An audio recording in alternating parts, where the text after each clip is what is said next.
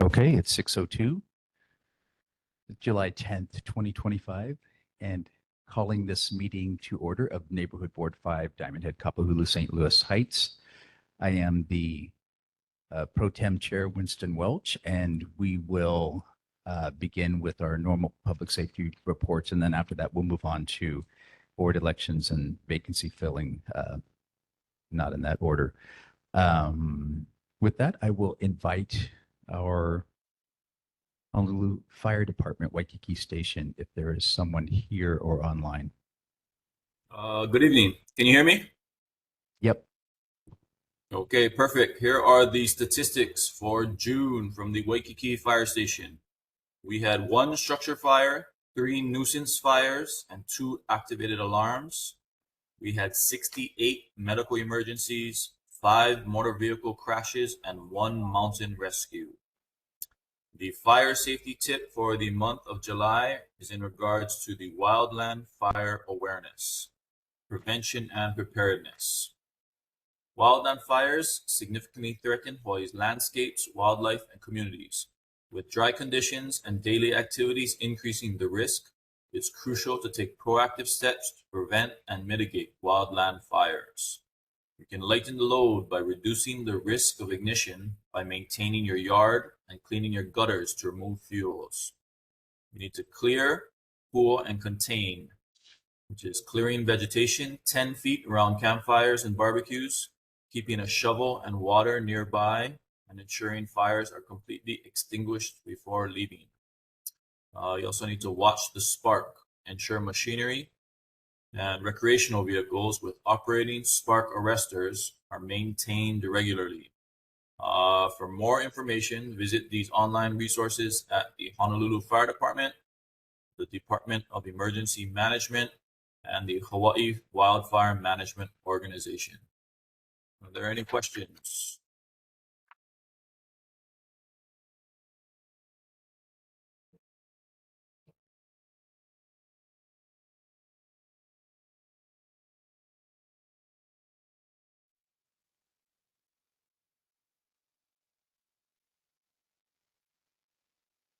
Okay, sorry, we lost you right when you were talking about some fire safety prevention tips about reducing the load, and that's where we got cut off. Okay, I apologize for that. So some ways that we can reduce the risk of these wildfires are removing the risk of ignition by maintaining your yard and cleaning your gutters to remove fuels, clearing vegetation 10 feet around campfires and barbecues, keeping a shovel and water nearby, and ensuring fires are completely extinguished before leaving, and ensuring machinery and recreational vehicles with operating spark arresters are maintained regularly. For more information, visit these online resources at the Honolulu Fire Department, the Department of Emergency Management, and the Hawaii Wildfire Management Organization. Okay, thank you very much. Do we have any questions for? Yes. This is Arlene Velasco. Thank you. I do have a question. I frequent the Diamond Head Cliffs area almost every morning on walks or runs, and I smell campfires on the cliffs between the pathway and the beach, and that is a real fire risk right now. I actually I saw the two actual open flames in that cliff area. So I know it involves both the police and the fire departments. Do you know if there's anything planned to deal with that situation? Yes, so we're very familiar with the area and the ongoing with campfires, homeless fires, and things like that. We're very familiar in the response of putting out those fires, and we have a pretty good plan in action to prevent those fires from spreading and putting anybody in danger. In regards to enforcement, unfortunately, we are not able to prohibit anybody from creating a fire used for the purpose of cooking. So depending on what they say the purpose of the fire is, unfortunately, we can't prohibit people from starting those types of fires if they say it's for a cooking purpose. Even if it's public land? I'm not too sure about the legality of public versus private land, but I know cooking fires, fires for religious purposes, unfortunately, there's nothing we can do to stop those people. I think those are probably in the park, and it probably has a sign that says no fires allowed. I'm certain in that area on the cliffs. It's on the cliffs, but between the road and the cliffs. So that might be something that we should really investigate more, because that's exactly like Arlene said, that could just boom, go right up the cliff and then onto the neighborhoods. So the lighthouse, yeah. Okay, and Michelle? Thank you. Is this mic on? Is the mic on? Okay. Thank you. Okay, now, I'm glad we're on fires, because on our agenda is this fire response search tool and incident trend dashboard with the web link. I tried to find the locations of the incendiary fires on Diamond Head, and all they use is a zip code. They do not have the locations or the address vicinities as they did in a report to our board. We've asked for that information every time. To no avail. This website is absolutely useless. It's just general. It's just trends. It's different kinds of fires. We're looking for brush fires, nuisance fires, incendiary fires, lit and in open areas by the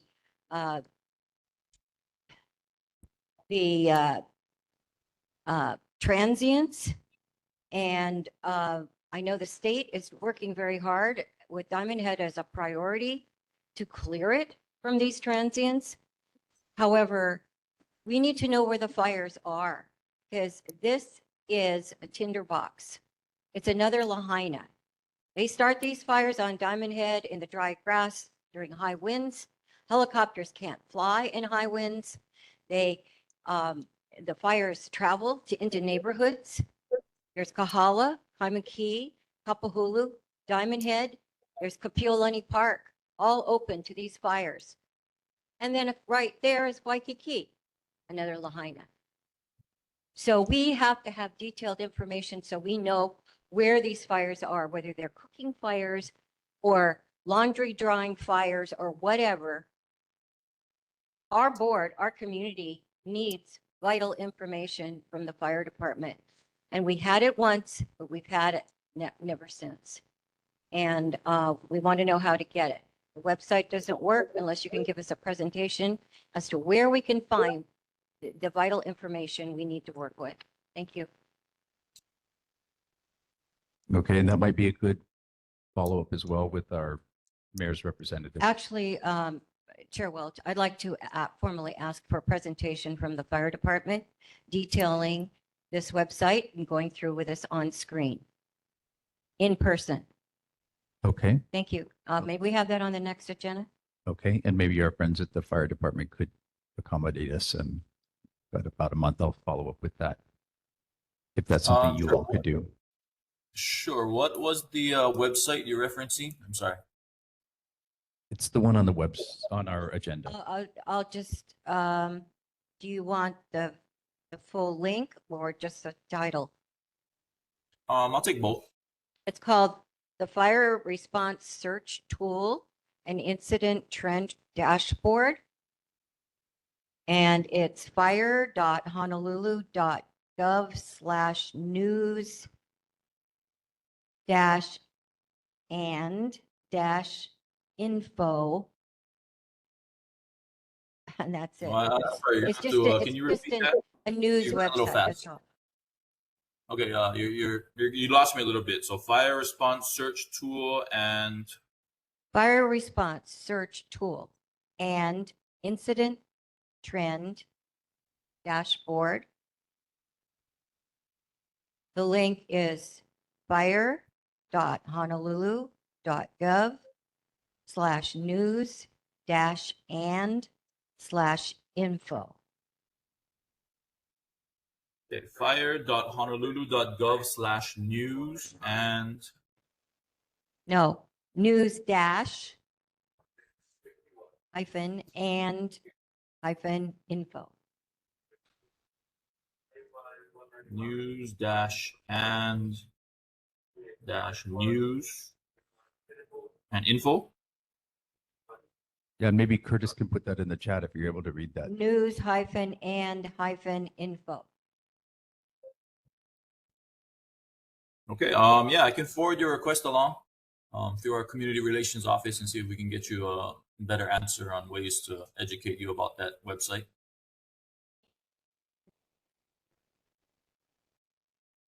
Thank you, Michelle. And are there other questions? Did you have one, Margaret? I'm sorry for Davis online, Dylan. Dylan. No, I'm good. Did you have a question, Dylan?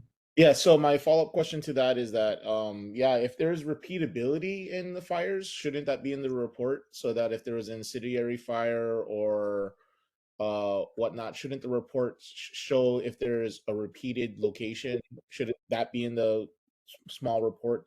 So like for example, what we have 3 nuisance fires, but was it in the same area? Like I mean if you were going to give us a small little report for information on statistics that are requested, the repeatability is kind of like the issue. And if you wanted to like asterisk it, so like nuisance asterisk and then you say 3, then you asterisk the 3 and note that it's been repeatedly in the same area. Okay, thank you, Dylan. Excellent suggestion. And are there any other questions for our fire department? We very much appreciate your work and service to the community, and we'll follow up and see if we can't get a presentation here in the next month or so. Okay, thank you very much. Thank you. And with that, we'll move on to our police department, District 6, Waikiki Kapilani Park, Diamond Head. I see. Hello, sir. Good evening. My name is Lieutenant Hanuna from Waikiki, District 6. The stats by this month are robberies. We had 7 this month compared to 10 last month. Burglaries, 10 this month compared to 13 last month. Thefts, basically even 122 to 121. UEMVs, which is a car basically getting broken into, 9 this month, 15 last month. Assaults is basically all different levels of assaults. 30 this month, 42 last month. Sex crimes, we had 4 this month, 1 last month. Bicycles, skateboards on sidewalks, we had 4 this month, 3 last month. Speeding, we had 2 this month, 3 last month. Parking, we had 1,808 this month, 2,058 last month. Loud mufflers, prohibited noises, we had 14 this month, 8 last month. Park closures, we had 87 citations and 14 arrests this month. And we had 93 citations and 19 arrests last month. And total cost for service, 4,419 this month, 4,216 last month. Thank you. Other questions for our District 6 police officer? Arlene? Yes, I have a general question for the whole police department. Maybe you could find the answer for me. I'd like to know if there's any policy right now regarding the police department's participation with ICE. Should they approach the city? That you have to go to our legal. I think you have to go to the city council on that. Not city council, but our council. I can ask. Yeah, that if you could just ask, that'd be great. Thank you. I had a quick question about the park citations for the 80 or 8590 that were this month and last month. Do you know, are most of those in Waikiki? Are they on the beach or are they in Kapilani Park or just Well, without? we have at night. We have I don't know if you see those guys on the ATVs at night. So we have an ATV night detail. So they take care from Kapilani Park, Waikiki Beach Park, Waikiki Beach, all the way to down by Fort Tarusi. So they kind of got this little route that they do.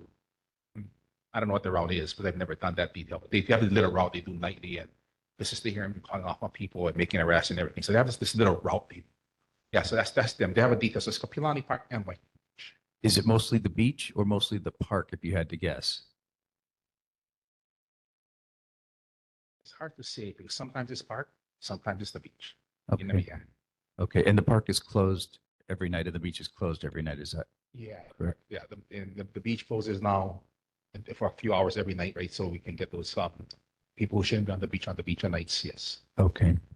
Very good. Are there any other questions for District 6? Dylan?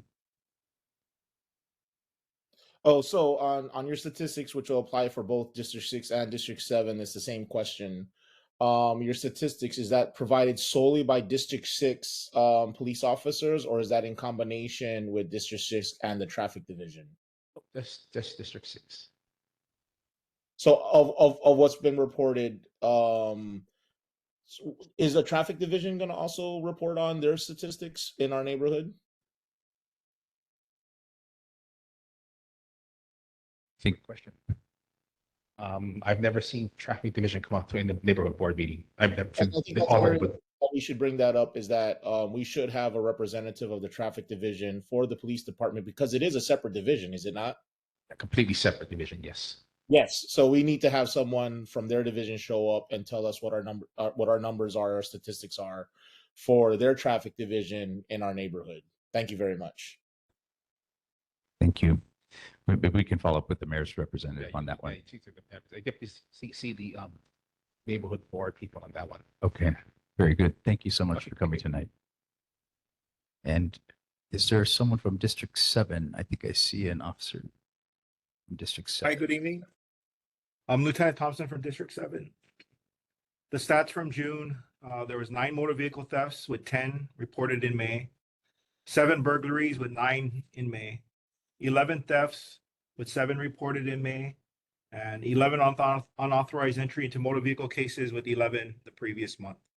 Total calls for service for District 7 is 5,453 calls. Just a safety or warning tip for the month. I noticed that scams are up regarding they call people saying they missed jury duty or there's a warrant for their arrest, and oftentimes the numbers they call from are spoofed to look like HPD phone numbers, and they'll say that you have a warrant for missing court or for various reasons, and that you have to pay a fine or else you'd be arrested. The new one that I see regarding the scam is before they would ask for you to go get a gift card or a green dot card from like a CVS or Long. Now they're asking you to go to the Bitcoin and pay your supposed warrant fine through the Bitcoin. So you know, if they're asking for money over the phone or for means that seem abnormal, please call HPD to report it. We can let you know if that's a scam or not. And usually, oftentimes, if they're calling you over the phone to solicit, that is a scam. If you're aware, you can let your other people in your family, kapunas, know to be aware as well. And that's all I have. Okay, thank you. And are there questions for District 7? Ms. Metzen? Thank you. As long as we're talking about statistics, what do you have on Diamond Head Road in the way of more crashes and accidents at all hours this last month? I don't have that stats on hand for you. I can get it. for the- May we have that on your stat sheet every month? There was yet another accident, was it a few days ago at night? This happens, it's been happening twice a month. And it's a life and death situation. We're talking about speed humps. We're talking about two-way stop at an intersection. Nothing's happening. And they're telling us they have a list of 13 or 14 schools where they're going to be placing speed humps. And it takes 6 months per school. And that's ahead of the Diamond Head Road life and death situation around the blind turns. So it will be at least 7 years before we see any help or relief. And how many lives are going to be lost then? How many accidents? How much damage to the properties in the parks? Again, people crashing into the park gate, wall, and the slope. Is there a time frame that you're looking for the collisions that are on Diamond Head Road? It would be very nice to have a summary, if you can develop one, of all the accidents for Winston. What would be the best time frame? Well, no, I'm thinking years. So perhaps 2022 through the date. Yeah. Whatever date we can get the report. I know it would be a lot of work, but at least we'd have the information. And hopefully, what is it? ChatGPT could help out in digging it up. And what specific area? Diamond Head Road in general? Yes, Diamond Head Road between Kapiolani Park and Kahala. The last lookout. Very dangerous area, but it is a protected area. It's listed on the National Register for historic sites, as well as, well, no, it's a national natural landmark as well as a state historic monument. And it's protected. You cannot reconfigure the road or anything else on the monument, on the promontory. I will do my best to go back that far. It's quite a ways back, but I'll get what I can and provide the information for the next meeting. How about if we start with the most recent, perhaps beginning this year? That would be the most pertinent because they have been increasing. And then go back to 2024 as time permits. And then is a specific type of collision that you're looking for? Telephone poles, rock slopes, park entrances, you name it. Pedestrians have been injured. People trying to cross the street are in danger, even if they're in the crosswalk. So whatever HPD has observed and responded to, and I know the fire department has responded to some of these as well. So there should be clear records of reports. Okay, thank you, Michelle. Thank you so much. Really appreciate it. And Laura? Yes, thank you very much. First of all, I want to applaud District 7 for finally capturing the digger at the Mo'ili Japanese Cemetery.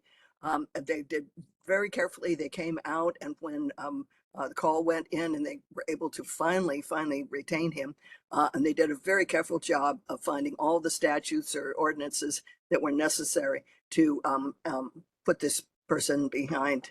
And today I just got a subpoena that says that he's going to go on into the court system. So I just wanted to thank the police department, and also for about 2 months ago when they did the other capture of the other person we call the Lava Man, and he's probably still in OCCC awaiting his trial date. But I just wanted to thank the police officers for the wonderful job that they're doing. And also I wanted to say one other thing.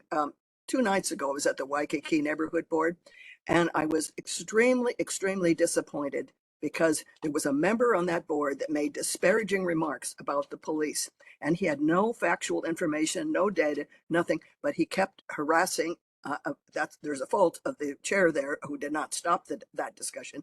But he was disparaging of the police department. And I tried to stand up and say something because my direct observation with the police, both in an arrest situation and also in the grand jury, and the chairman was not going to accept what I was saying. This was a very rude encounter, and I'm very sorry for the police officer who was having to field those disparaging remarks. And I just wanted to say that I don't think your board is at all like that, but I do think that other people should be made aware of courtesy and civil discourse. Thank you.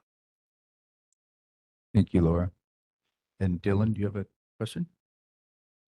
So, according to District 7's Lieutenant Thompson's thing about the scams, is there a direct contact that you want to have, or how organized are you on actually combating the scams? Because there's multiple ways for the scams to go down. And also too, people reporting it, that's the problem, is that, yeah, they can call you and tell you that a scam's going down, but how do they really get it to be reported? And what do you guys want to set up towards, like, that's what I'm trying to say, is like, how, like, the FBI got something set up, you know, where you just, if you get an email, you can forward the email to the FBI's, you know, thing, but they're not even going to do anything about it. They just have it on note. And the main reason they can't do anything about it is if you didn't fall for the scam and didn't lose money, that's why they don't even investigate it. So on the same note, what is HPD doing to set up, because I mean, emails are the easiest scams to report, and the hardest ones to report would be phone calls and spoofing calls, like you said. So how will we report these out? How will we get that done? So my main goal is to raise awareness that people don't fall for the scam. The enforcement part is difficult, but the main concern is that, especially the elderly, who are, some of them have been targeted for their life savings, so to speak, but that the awareness is out there that they don't fall for it. If these scammers don't get victims, then the scams will go away. But part of it is the education part, or the awareness, is what I'm trying to put out there today. Well, I appreciate that about the awareness, but the issue also stands that what happens when someone does get victimized? What do you have set up? Because I'm pretty sure scams are going to continue on regardless if they make money or not. They're going to attempt and always try. So scams are going to be continuing on for the forever future. It's not going to go away just because people don't make money off the scams. So now people who have been subjected to the scams, what has HPD set up to investigate these things so that they can, you know, because now actual crime has occurred, someone has lost money. So outside of awareness, what does HPD have set up for actual loss of money? Well, once the call is determined to be outside of Hawaii, we lose the jurisdictional enforcement power. And oftentimes these scams do not originate from Hawaii or anywhere near, even outside of the United States. So enforcement is difficult, but awareness is something that we can control, and that's what I'm doing tonight. Yes, thank you very much, Lieutenant. It's awareness that we're looking at here. Margaret, you have a question or comment? Just on that point, I think that you could probably tell the Long's drugstore cashiers, if some old guy comes up and wants to buy a pile of phone cards or whatever, you know, Visa cards, that's a heads up. But anyway, with back to what Michelle was talking about, the speeding, she forgot to say speeding on Diamond Head Road. They are speeding and racing as well. And my third thing is, in District 6, they mentioned sex assaults. Were there any sex assaults in District 7? And I think we've asked for this before, specifically where they take place. Yes. Well, as far as what their district requires us to report, sex assaults and robberies are not on there. I think District 6 does it as a courtesy. We do get a lot more sex assaults reported in District 7 because we have Kapilani in our district, but doesn't necessarily mean that it occurred within District 7 or even in the Diamond Head area. Well, I think that if you could take a look at the calls and the, you know, arrests or the call, you know, the visits to the victims, and somehow we've talked about this before and they promised they were going to do it. That was before you. But in Waikiki at the meeting the other night, they didn't have a breakdown, but they were very specific. So it might be something that, you know, we can keep ourselves safe. So if it's possible to get that added onto our monthly report. Yeah. Thank you. Thank you, Margaret. Winston? Are there any other questions or comments? Madam Matz? Yeah, I'd just like to respond to Board Member Murchie's comment that I forgot to mention speeding. It's actually a lot of different things, including speeding. It's drunk drivers. It's people who aren't watching the road that hit pedestrians or run up on the sidewalk or hit park gates. If maybe they're on their cell phone. So there are a lot of reasons for this, and it is a road that needs traffic controls and speed controls to slow these cars down, or at least to wake up the drivers so they know that they're on a road that they have to watch. So many reasons, but only one catastrophic result. Thank you. Thank you. And if not that, yes. So thank you, Lieutenant, for coming tonight, and we look forward to seeing you next month. Okay, that brings us to our. Oh, I'm sorry, officer. Do you, Noella, you have a brief question or comment? Yes, very brief. Aloha, everyone. Thank you. Good evening, Officer Thompson. Regarding the scam calls, I get a lot of those, that scam texts, and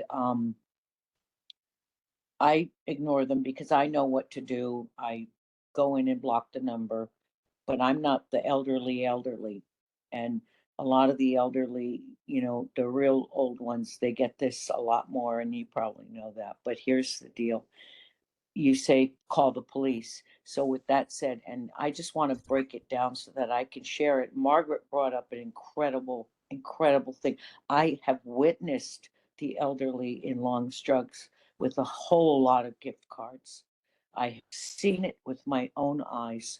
And it's unfortunate because it deepened my heart. I know if their family member was with them, that would not be going on. I thank you, Margaret, for the nod because you've seen it too.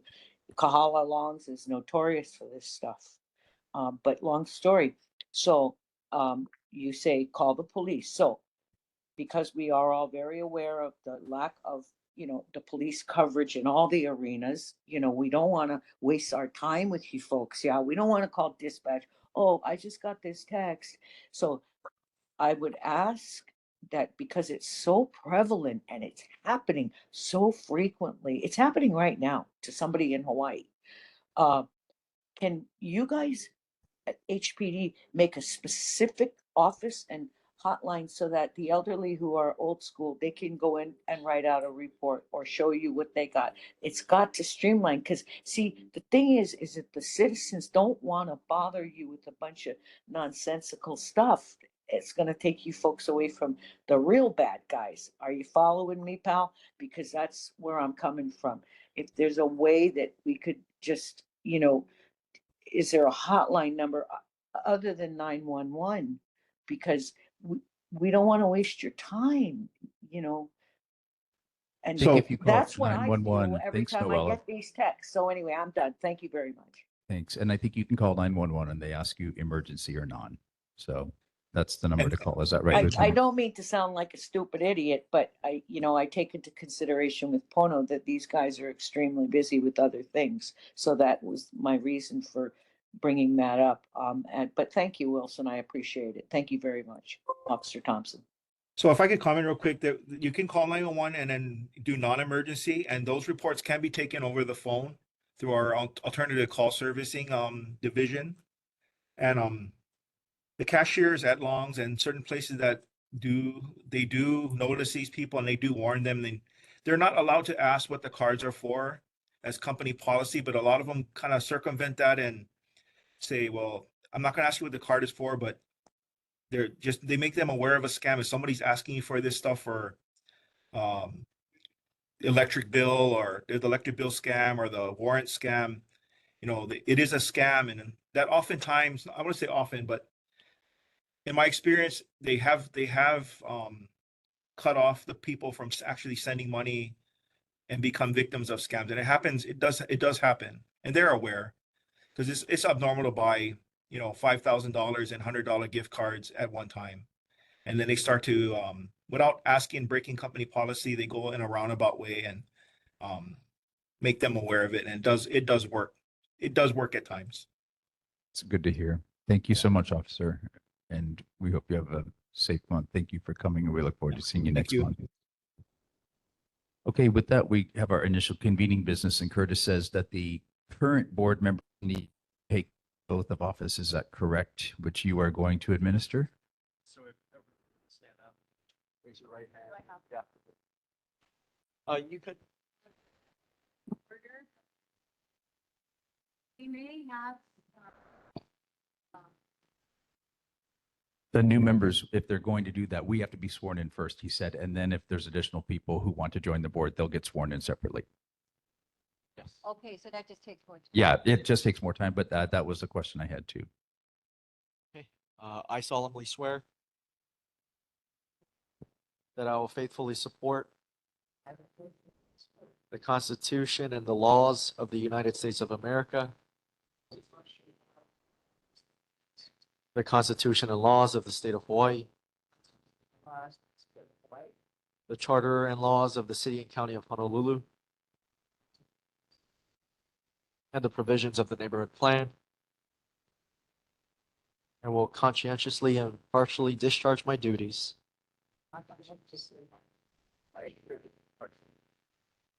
to the best of my ability as a member of the neighborhood board to which I have been elected. Congratulations. Thank you, Curtis, and thank you, everyone. So we do have a few vacancies from the election that were not filled. On Subdistrict 2, Kapahulu, we have 3 vacant seats. Is there someone here who would like to be on the neighborhood board from the Kapahulu area? Okay, we have a gentleman here who has been Chad is in Subdistrict 3. And Linda Wong is also in Subdistrict 3. Okay, so we have 1 vacant seat in Subdistrict 3, and there's 2 folks that are vying for this. So for right now, Chad, if you would introduce yourself, that would be great. And then Linda will follow with you. Sure. Hey, good evening, everybody. I think I've had the pleasure to meet a lot of you, but for those that haven't met me yet, my name's Chad Wasden. I've lived in the neighborhood for 10 years now. I live on Hayden Street. If you don't know where that is, it's kind of halfway between Montserrat and Kapahulu. I really love our neighborhood. I live next door to my brother.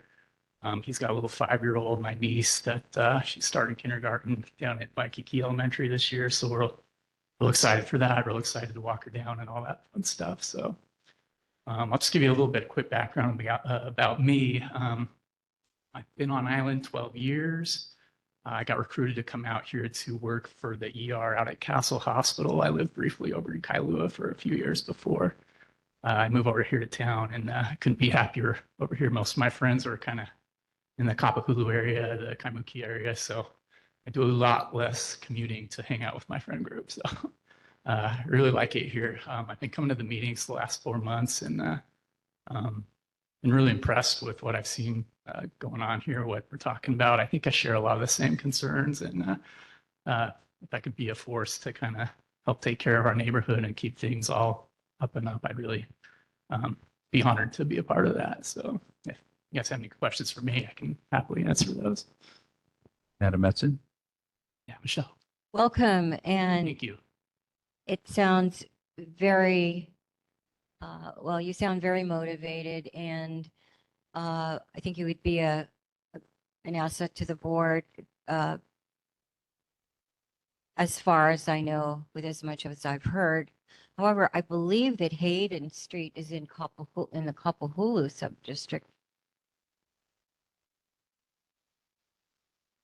On the Diamond Head side of Montserrat.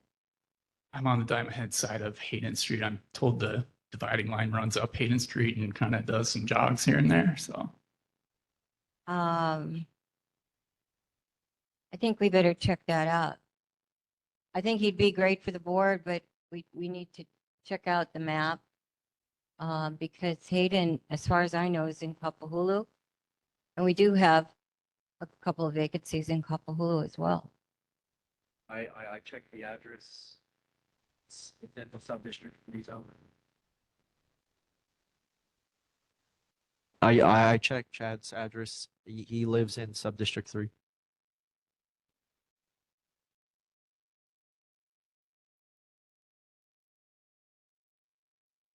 Okay, are there other questions for Chad? Board members? Okay, thank you, Chad. Thank you. And we have, or this is Linda Wong. Linda Wong.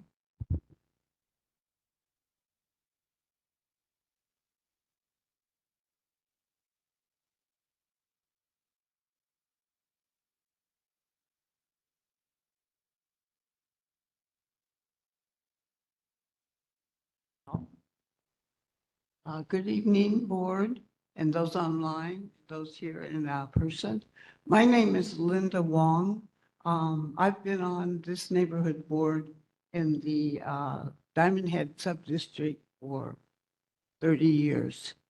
I usually know what's happening and when it happened before, and I can give history as to what things have happened at different times and how they panned out, and give that information to the board. I, excuse me, I've started, well, I worked for 11 years on the parade law. And I used to put out a circular. I had an email list of when all the parades are coming, because the people in Diamond Head on Kalakaua Avenue would get stuck in their garages when the parades came. So I alerted everybody for 11 years so they wouldn't get stuck. I'm active in the legislative. I've helped to pass the leaf blower law. In fact, I was the point person for that.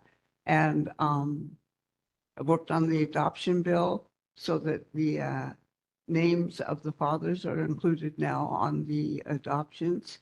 I worked a lot at the Capitol, and I know a lot of, I usually know who to call for what. And you can't get that without 30 years of experience. I get along pretty well with everybody, and I'd like to continue my service.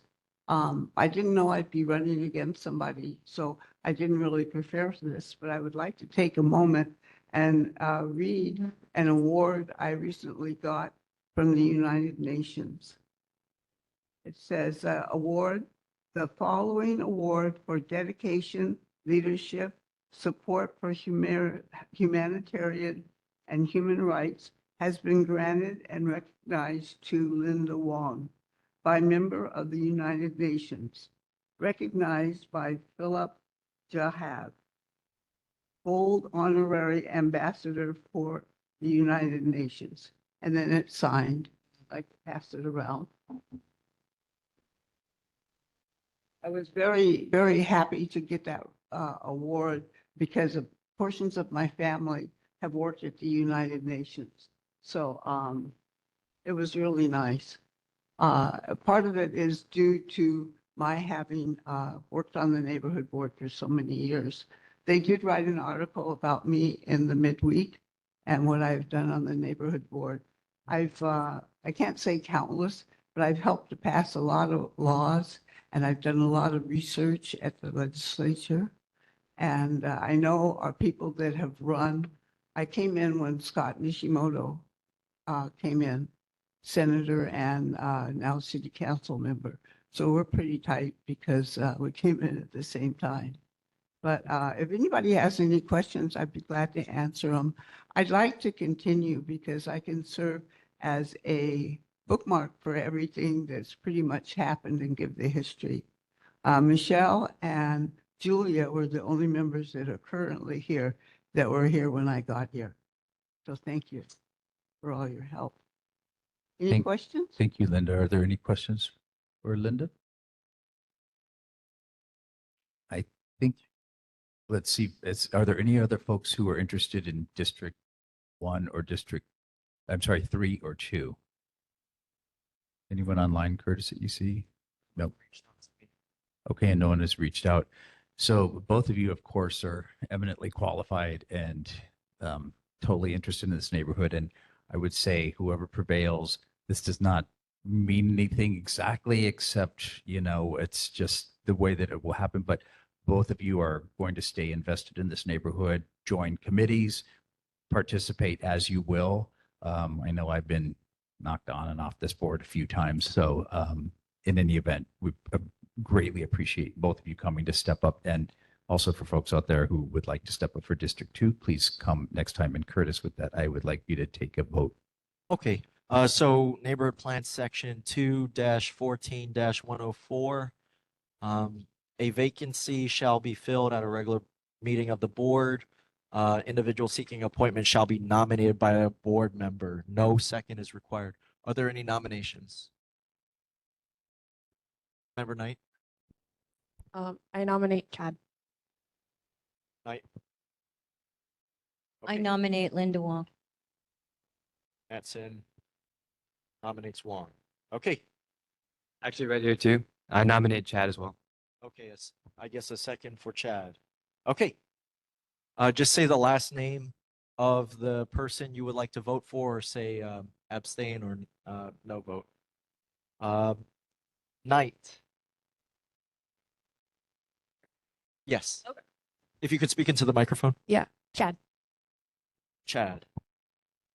Bruce Wong is absent. Allen. Linda? Wong. Murchie. Margaret, are you Sorry, there? I can't remember what the names were. Chad I know or Linda. Linda? Okay, Chad or Chad, Linda? please. Chad. With Rex. Chad as well.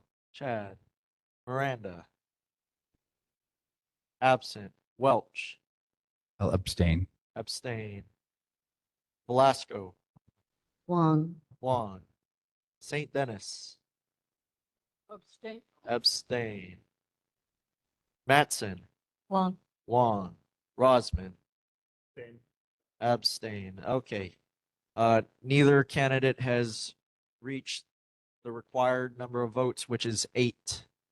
8 is required to appoint and fill the vacancy. Okay, so I guess we repeat this next month until we don't. But anyway, again, thank you both for showing up. We really appreciate, well, everybody who steps up for service. So thank you for that. And Chair again, Welch? yes, ma'am. I'd like to ask 2 candidates if they'd be willing to come to any committee meetings in the meantime. Yes. Any and all committees that you're interested in. So yes, the vote was 3 for Chad, 3 for Linda, and 2 abstentions. 3 abstentions. 3 who was? Oh, 3 abstentions, correct. Okay, thank you. Okay, with that, we have election of officers to serve for a couple of years, chair, vice chair, secretary, and treasurer. Are there any nominations for chair? I nominate Winston Welch. Are there other nominations? I for second it. chair? Okay, thank you, Margaret. Are there any other nominations for chair? Okay, with that, do we take a roll call? Yes. Okay, Knight, Winston. Welch, Welch. Allen, Welch. Welch, Murchie, Welch. Welch, with Rex, Welch. Welch, Miranda, absent, Welch, Welch, Velasco, Welch. Welch, St. Dennis, Welch, Mattson, Winston Welch. Winston Welch, Rosman, Welch, and Bruce Wong absent. 9 votes for Welch. Congratulations, you're the chair, elected. thank you. Thank you, everyone. Again, I humbly accept your chair position with all of your support. And again, as long as we treat each other with a lot of aloha and everybody who comes here, that's my only concern. After that, everything else is second. With that, we have our vice chair, or do we have nominations for vice chair? I nominate Michelle Matson. Okay. Do we have any other nominations for? I nominate Arlene Velasco. Okay. Okay, do both of the nominated candidates accept? Okay, Velasco accepts the nomination. I'll That's it. accept if we can elect Arlene for secretary. Yeah. Okay, Arlene would be great. Say it again. Marty. I won't accept the secretary. Okay, Arlene will not accept the secretary. okay, we'll go to a roll call vote. Velasco and Matson are candidates for vice chair. Starting with Knight. Velasco. Velasco. Bruce Wong is absent. Allen. Velasco. Velasco. Murchie. Whoops, Velasco. Velasco. Witherwax. Velasco. Velasco. Miranda is absent. Welch. Velasco. Velasco. Velasco. Velasco. St. Dennis. Matson. Matson. Matson. Oh, Velasco. Velasco. Rosman. Velasco. Okay. 8 votes for Velasco, 1 for Matson. Congratulations to Arlene Velasco, vice chair. Thank you and congratulations. Next, we do have secretary. Are there any nominations for secretary? Not me. Is that a Margaret Murchie? No. Any other nominations for secretary? Well, Michelle. Ms. Matson? Michelle? I could do this only temporarily. Okay, that's an enthusiastic yes. Is there a second Yeah, nomination for okay. Ms. Matson? Okay, Was that a Laura St- nomination? Yes. Okay. And Laura St. Dennis seconds. Are there any other folks who would like to be secretary? If you'll help for us, call the vote. All right. This vote is for Michelle Matson to serve as secretary. Knight. Abstain. Abstain. Bruce Wong is absent. Allen. Matson. Matson. Murchie. Matson. Matson. Witherwax. Matson. Matson. Miranda's absent. Welch. Matson. Matson. Velasco. Matson. Matson. Matson. I'm going to abstain. Abstain. And St. Dennis. Matson. Matson. Rosman.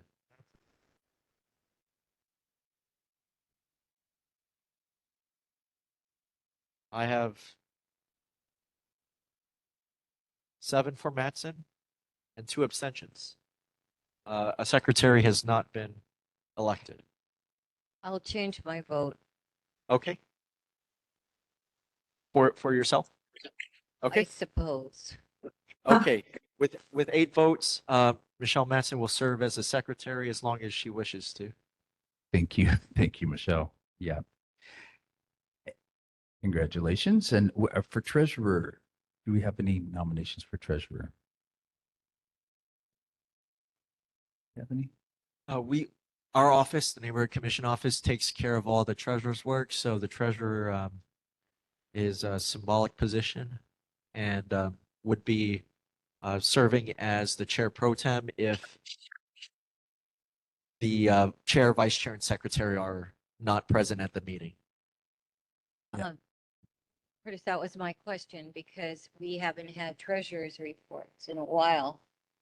But I think it would be helpful to know what is in our account and what the funds are being spent for. Because we received all of these tokens in a bag today, and I don't know what else our funds are being spent on. And the treasurer could make that request to the neighborhood commission office. I'll nominate Anthony Miranda, even though he's not here. Can I do that? The Yes, member okay. has to be present to accept the nomination. Okay. Angie Knight. Let's just leave it and we can I'll wait. accept your nomination. Yeah, Angie, just Okay. Okay.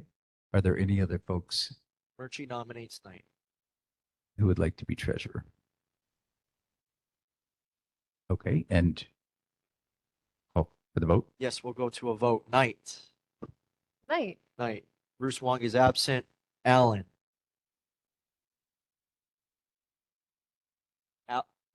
Allen for Knight. Yes, Knight. Murchie. Night. Knight. Witherwax. Night. Knight. Miranda is absent. Welch. Night. Knight. Velasco. Night. Knight. St. Dennis.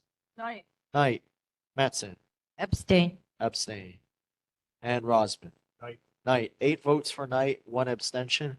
Angie Knight will serve as the board's treasurer. Thank you, Angie.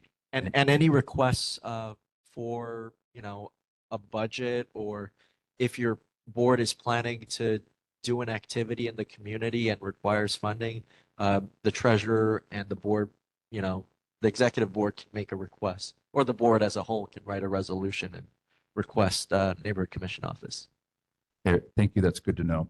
Chair Welch, Yes, ma'am. I think Curtis just made a very good suggestion. As the executive portion of the board, I think we should have an executive committee comprised of the officers, because there are things that come up, things for agenda or whatever, and I know there are some executive committees on the board. Okay, and it's a couple points of clarification. If we have an executive committee, is it subject to sunshine, or can we meet outside, like in an executive session, essentially? I would refer to the sunshine law. I'm not a sunshine law legal. I'm not an attorney. Okay, maybe so we can look at that up. I'll follow up with you on that. But Okay, and you that's can have it. You can that's certainly okay, and that's another thing is just for clarification have that for everybody. committee. Yeah, is Yes. that other people have asked about committees, and is it the chair's prerogative to appoint a chair of the committees, of the chair of the board to appoint, or is it suggested, nominated by the chair and then confirmed by the board, or how does that actually take shape? Yes, in the neighborhood plan, it's the duty of the chair to refer matters to committees as appropriate, and to appoint and remove all committee chairs unless otherwise directed by the board. And that's all in the neighborhood plan, section 214, 123. So it's my prerogative to appoint the chairs unless the board decides Yes. otherwise. Correct. Okay. Yes, and we can do that. Agenda item 3G, which is designation of board committees. And is there any Committee chairs. confirmation needed by the board if I appoint? You can ask your board members at this meeting if they have any objections to Okay. it. Just wanted to clarify that for you who asked me. So thank you so much for that. Before we get to that, we have a regular meeting date, time, location, and WebEx option. I will just suggest to all of us that we keep the same date or day, which is the second Thursday of every month at 6 here, and have WebEx, just to make the math easy. We do, and that also, well, let's do C first. Are there any objections to that? I don't have an objection, but I have a suggestion. Can we suggest that board members attend unless they're unable to physically attend in person? So noted. Are there any other suggestions, or is everyone okay with this? Okay. If you come up to the microphone, yes, just so our online folks can hear us. Oh, could you step up to the microphone, Ms. Wong, please?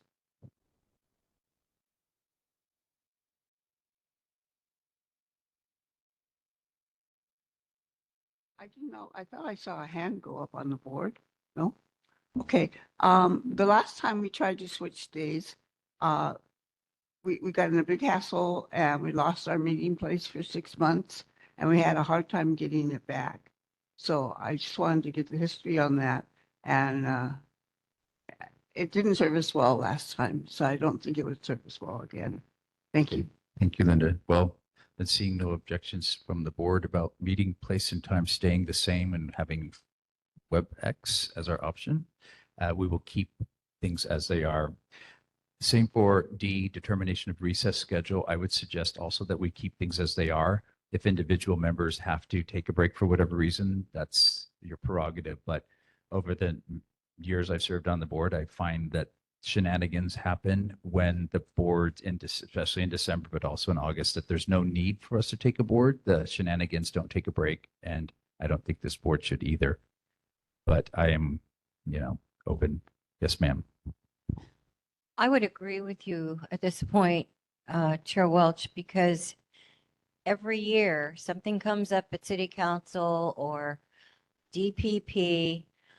Some of the most, I guess, some of the proposals that have the most impact are tried to are come forth at that time with attempts to get support during the holidays when people aren't really paying much attention. So I think perhaps we should agree not to have a recess in December, but for those who need to recess, it would be possible to be absent. I mean, so many of us do need to be with our families, but at least there'll be a record and the discussion will be initiated. So the following meeting, perhaps it would be a time to take a position before or to be able to submit testimony for any of the hearings. Thank you. Thank you. And I don't think we lacked a quorum at any meeting in the last 2 years. I don't think we did. Are there any other comments, questions, concerns about just keeping us as is? I just want to note, Chair, if I may, Thursday, June 11th is Kamehameha Day, so this facility would be closed. You can, however, reschedule your meeting or hold committee meetings that month. Okay, why don't we cross that bridge when we get near to it? Okay. Any other question, comment, concern, Linda? City Council, 1 year, a lot of things come up in December. I don't know if it's by design or what, but 1 year, the City Council met on Christmas Eve. You know what I mean? So we missed it because we had written off December in our beginning of the year meeting. So it was pretty big. I think it might have been when one of the members went to jail. Anyway, that was it. Thank you. Okay, thank you. Then seeing no comments, concerns, or objection, we will not take a recess on this board. And for Kamehameha Day, thank you, Curtis. We can reschedule that as time goes by or decide what we'll do then.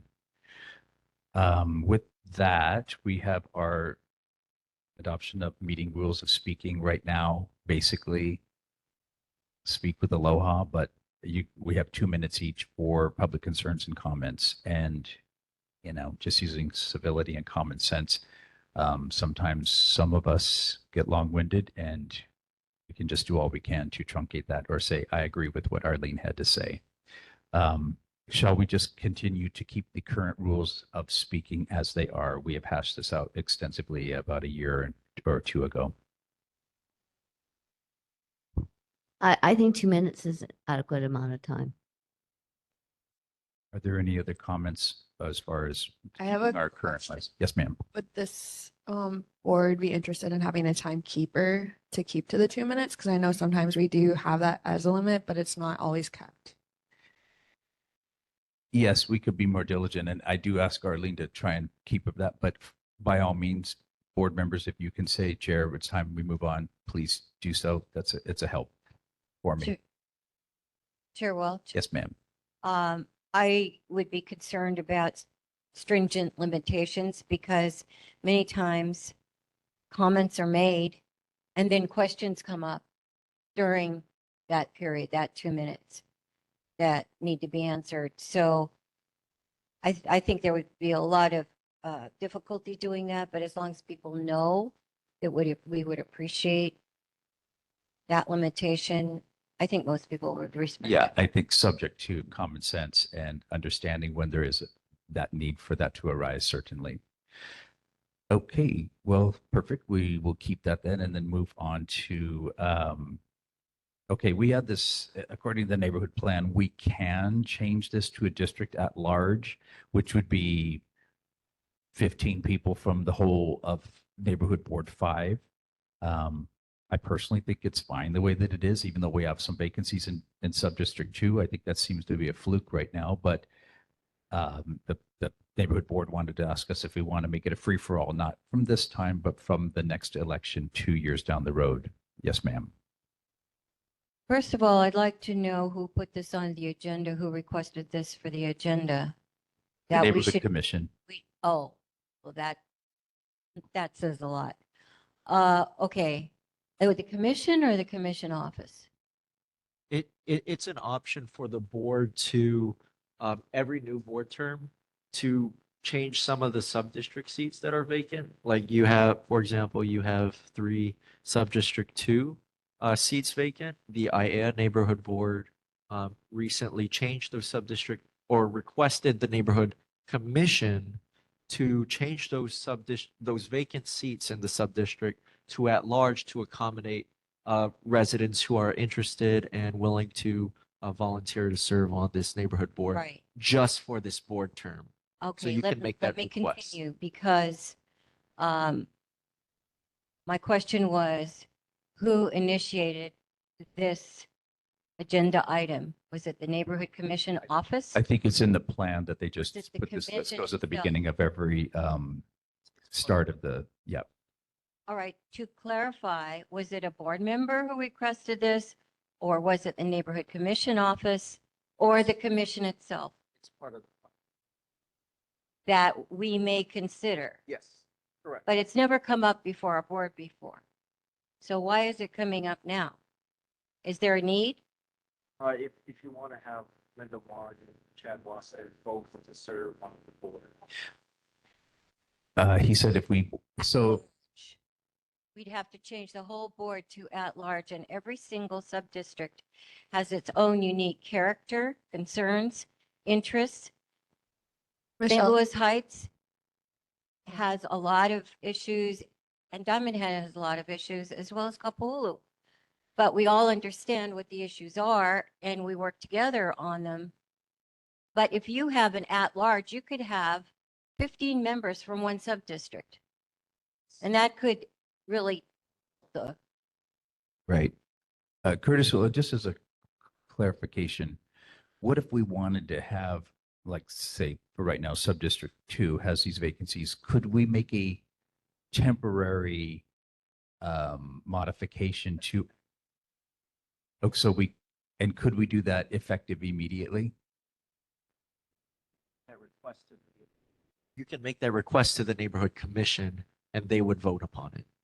Oh. Just for this board term, temporarily, not permanently. I see. So we So, would, so you don't, correct. okay, so we could free up our, and maybe this could be just going henceforth because some people drop out in the middle of a term, that if there are vacancies after the election, that they could be filled by anyone in the district for the rest of that term.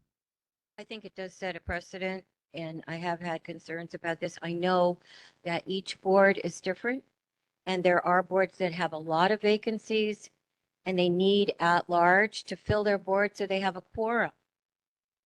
But we don't have, as Chair knows, we don't have that problem, haven't had that problem.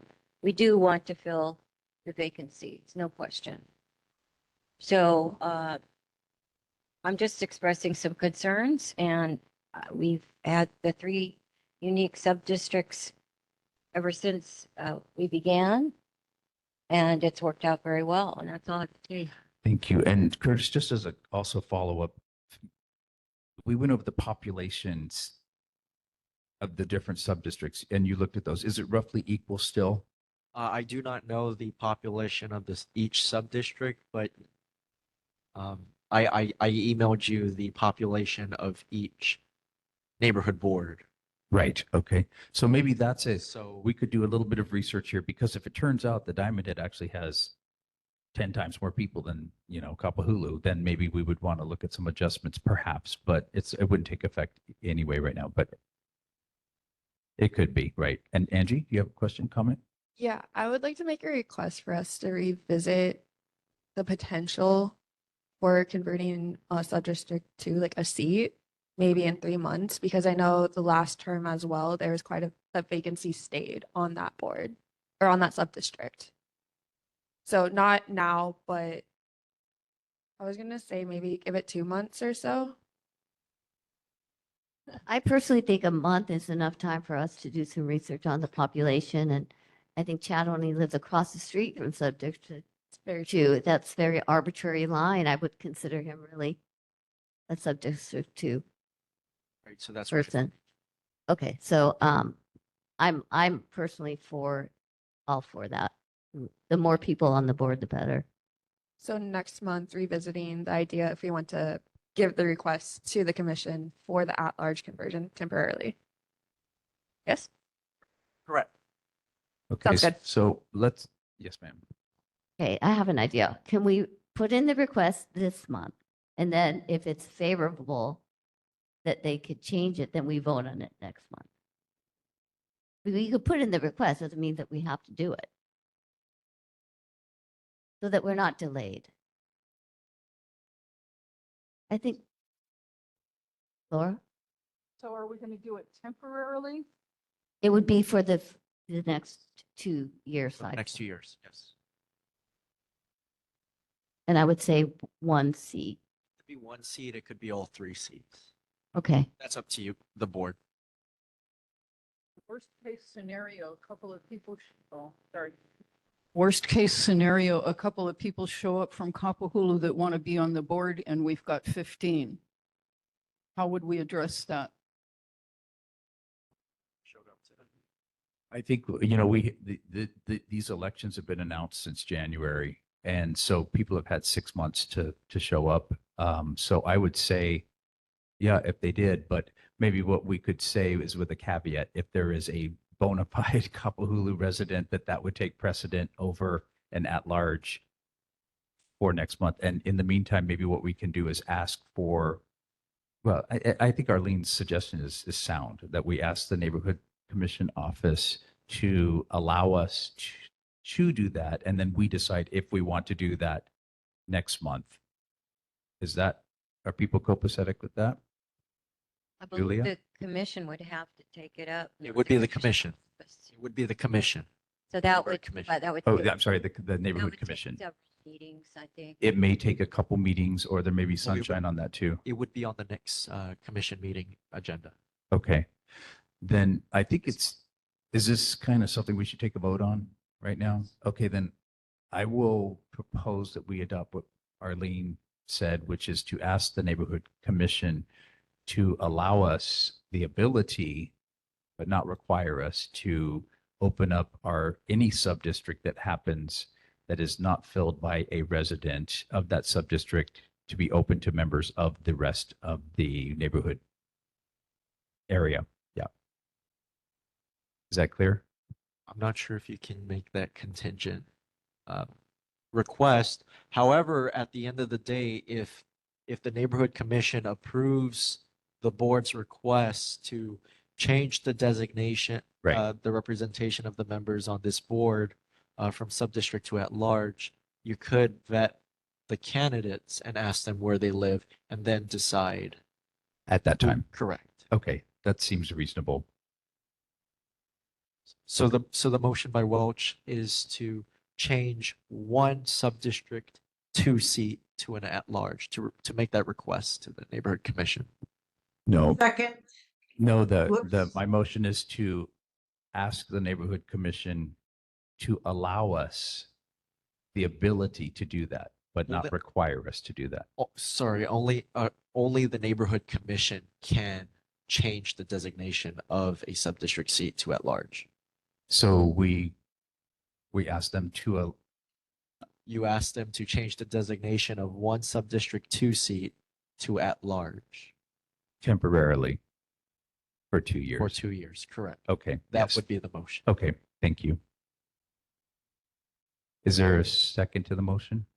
Second, Margaret. Okay. Are there any objections or abstentions? Okay, the motion is carried. Okay, thank you. I know it's a little tricky, but we do want to have, good representation from our individual areas, which were very different. St. Louis site is quite different than the Gold Coast, but barring that we don't have someone, better to have someone representing our district. So, right. Okay. And with that, we have designation of board committees and committee chairs. So I put here on the agenda the last chairs. If there's other folks who are interested in chairing one of these committees and or having some extra committees, like Ms. Matson suggested. First, I have down as environment. I would like to appoint, or did I appoint Arlene Velasco as the chair? You accept? Are there any other folks who would like to be the chair of that? Okay, hearing any objections or seeing none.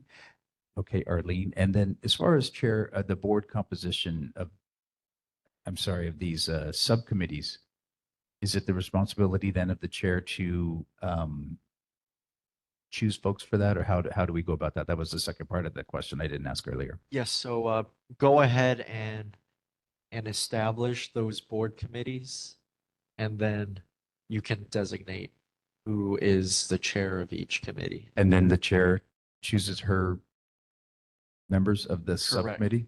Correct, which is, or of the committee membership, which can be it has to be less than 8 members, And- 8 board members, but it can include community members as well. Okay, and I am ex officio on all of the committees, is Yes. that right? Okay. Okay, next we have Parks and Recreation. Anthony has said that he does want to continue chairing that. It was a co-chair here with Margaret. Margaret, are you still interested in co-chairing that? Yeah, he can be the lead on this. Okay. And I have Anthony as the chair of the Parks and Recreation Committee. Yeah. Any objections? Nope. Okay, seeing none. Congratulations, Anthony, if you're watching this later. Planning and Zoning, very important committee. We have Michelle Matson as the chair. Are there any objections or additions, suggestions? Okay, then we will continue with that as well. Thank you, Chair Matson. And for Traffic and Public Safety, it's a biggie. We have Margaret and Angie as co-chairs there. Are you both interested in serving on that? Yes. Kendall Long, one of our board members. Kendrick is not a board member, He's not about, okay, but he should be on the committee for sure. definitely, yeah. Are you- Yeah, I'm fine. And if Angie wants to take the lead, I'm cool with that too. But I will serve on that committee or Okay, on the as a head. co-chair. Yeah. Okay, and Angie, are you okay with that? Yeah, if Margaret's okay with being co-chair with me, then yes. Okay. Any objections, comments, concerns? Okay, then that will be a co-chairship. I had a suggestion here for other committees. So Michelle mentioned executive committee. I think that's fine, which would be the 4 officers. I don't know when we might meet, but what might come up and how that works. I think we still have to, maybe it's a question for Corp Counsel. Like, do we have the ability to go into executive session? I don't know. Okay, Curtis could find out. Okay. Just because otherwise we'd have to, I think it's, yeah.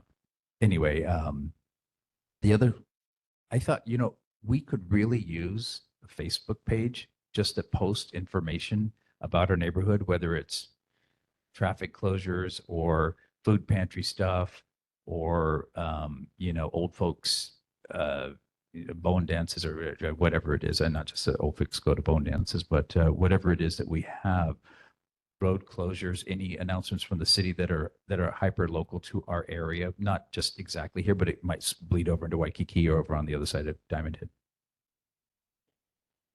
Well, with hurricane season and the occurrence of really super storms this year already, that we might want to, in our public safety, maybe include, emergency preparedness for our neighborhood to make everyone aware, what to do and a plan, like in a building. I've lived through a natural disaster.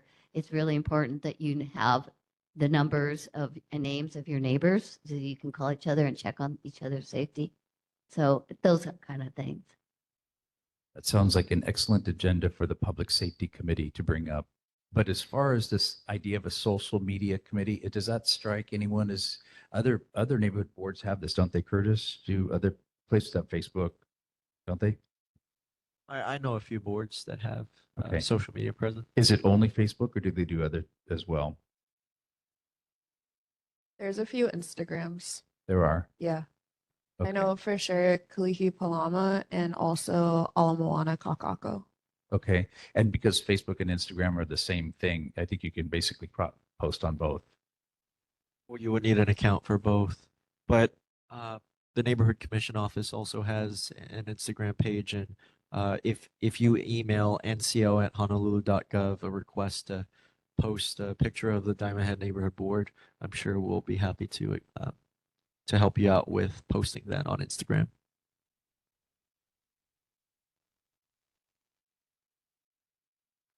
Notices like about, I don't know, lane closures or park closures or something like that.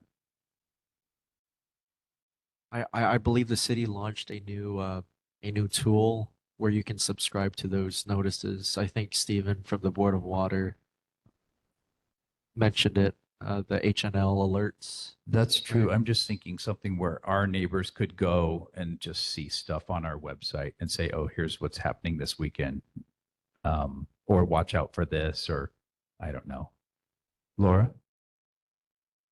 I've created a website once before, but I'm not sure if I could corral all of that into one website. Would be a little tricky. Yeah. I got the help of the Apple Store at Kahala and created Hawaii bromeliads, so you can go see what I can do. Okay. Well, you like the idea. We could create the committee and maybe, I'm looking at you if you're interested, our youngest board member. Not that it should fall on you, but are you interested in shepherding a Facebook, Instagram page? Not at this time, no. Okay. Is anybody else? Maybe Mr. Rosman? Possibly, but I have some animosity towards social media. You and everyone else on the planet. Well, maybe let's just consider this one, and then maybe next month someone will step up from the community who would like to, have this. I just think it'd be a nice idea, since everybody's on social media anyway, a place to find information about our neighborhood, because really we don't have anything right now.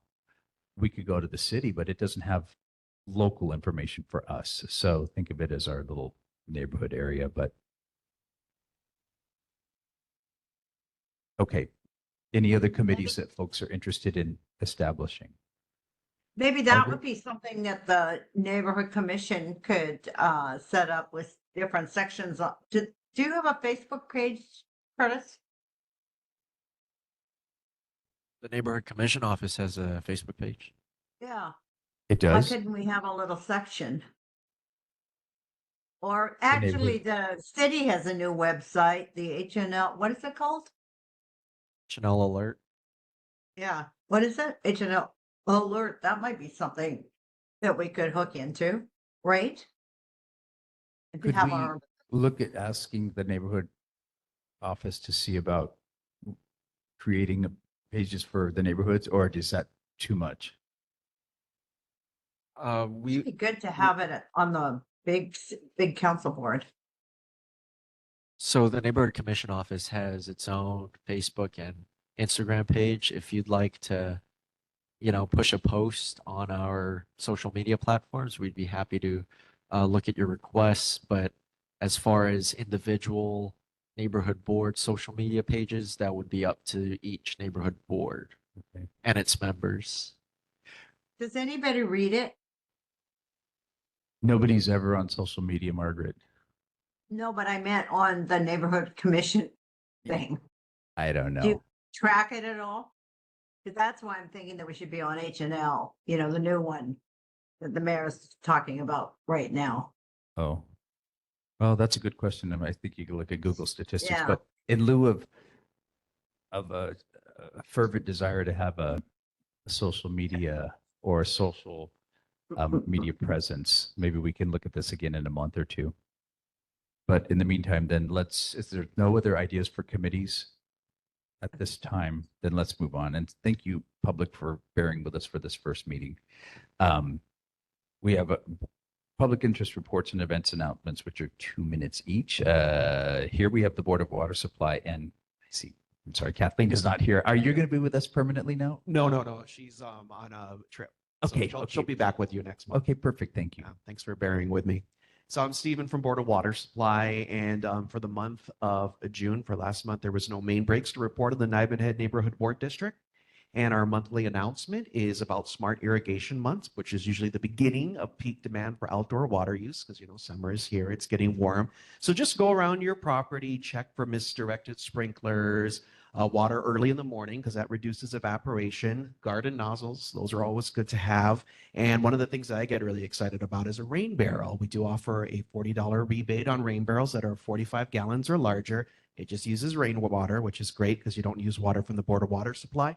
Or you can install a smart irrigation controller known as a beehive timer. And we do have a $100 rebate on that. And you can get more tips on our website, boardofwatersupply.com/irrigation. And I know I think it was the last meeting, somebody asked about the Montserrat project and when it was going to be completed. And it's in the third quarter of 2026, barring any unforeseen circumstances, because you know how construction projects go. So, yeah. Thank you, Stephen.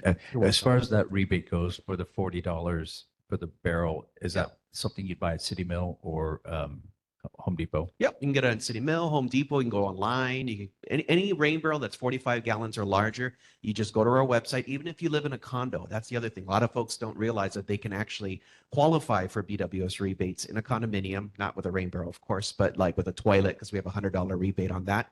Go to the website. You just submit the receipt, fill out the application, send it over to us, and we'll give you a check in about 4 to 6 weeks. Okay, great. Thank you. We have questions for Board of Water Supply. Go ahead. I have a question. I just read today that the Board of Water Supply is suing the Navy. Can you just give us a briefing on that? Let me bring back a response on that because it's kind of a touchy issue. So I can, for the next month meeting, I can have Kathleen explain a little bit more about it. But yes, you are correct. We are suing the Navy for, I think it was 1.2 billion. Okay. Yeah. All right. Thank you. Yeah, of course. And Angie?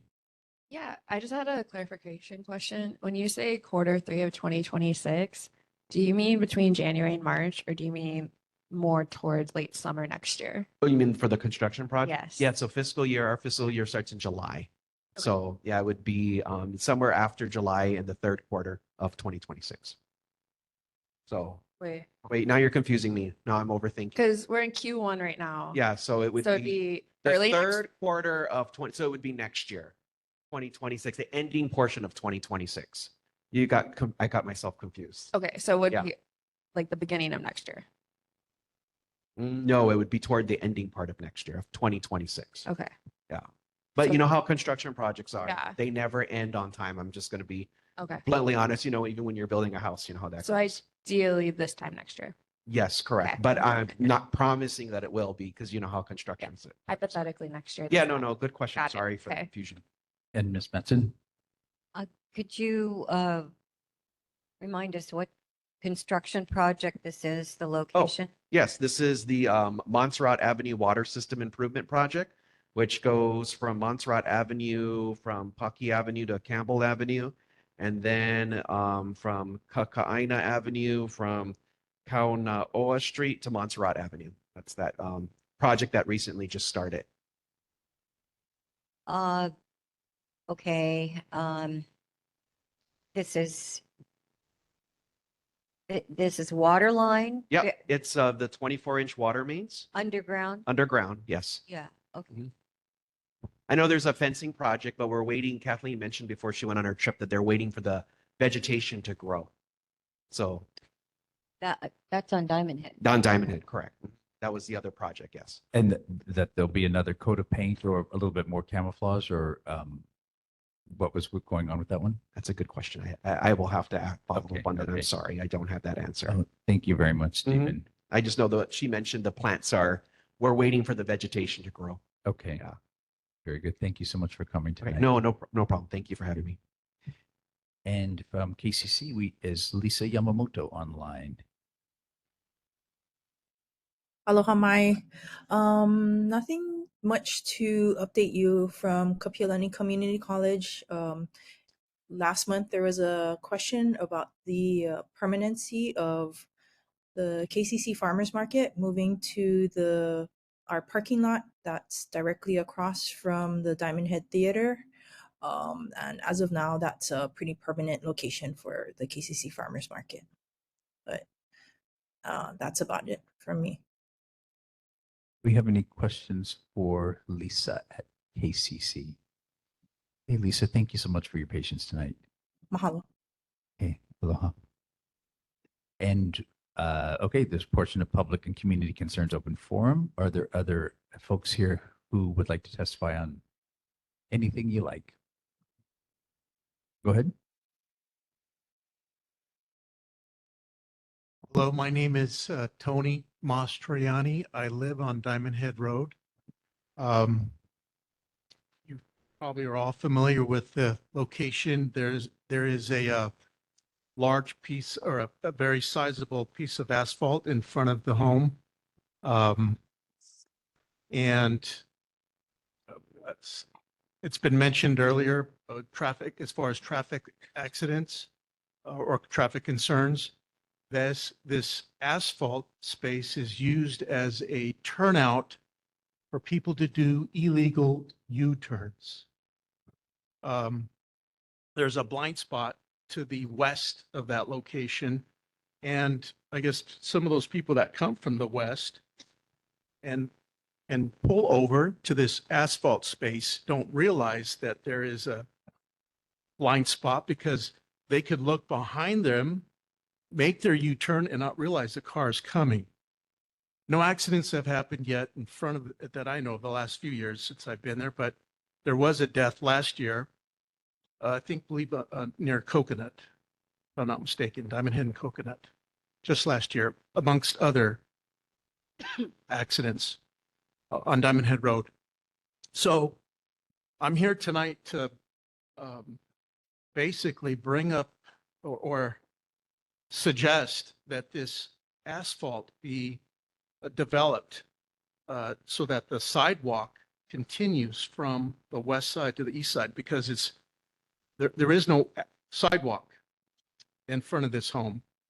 And also for the purpose of beautifying this space.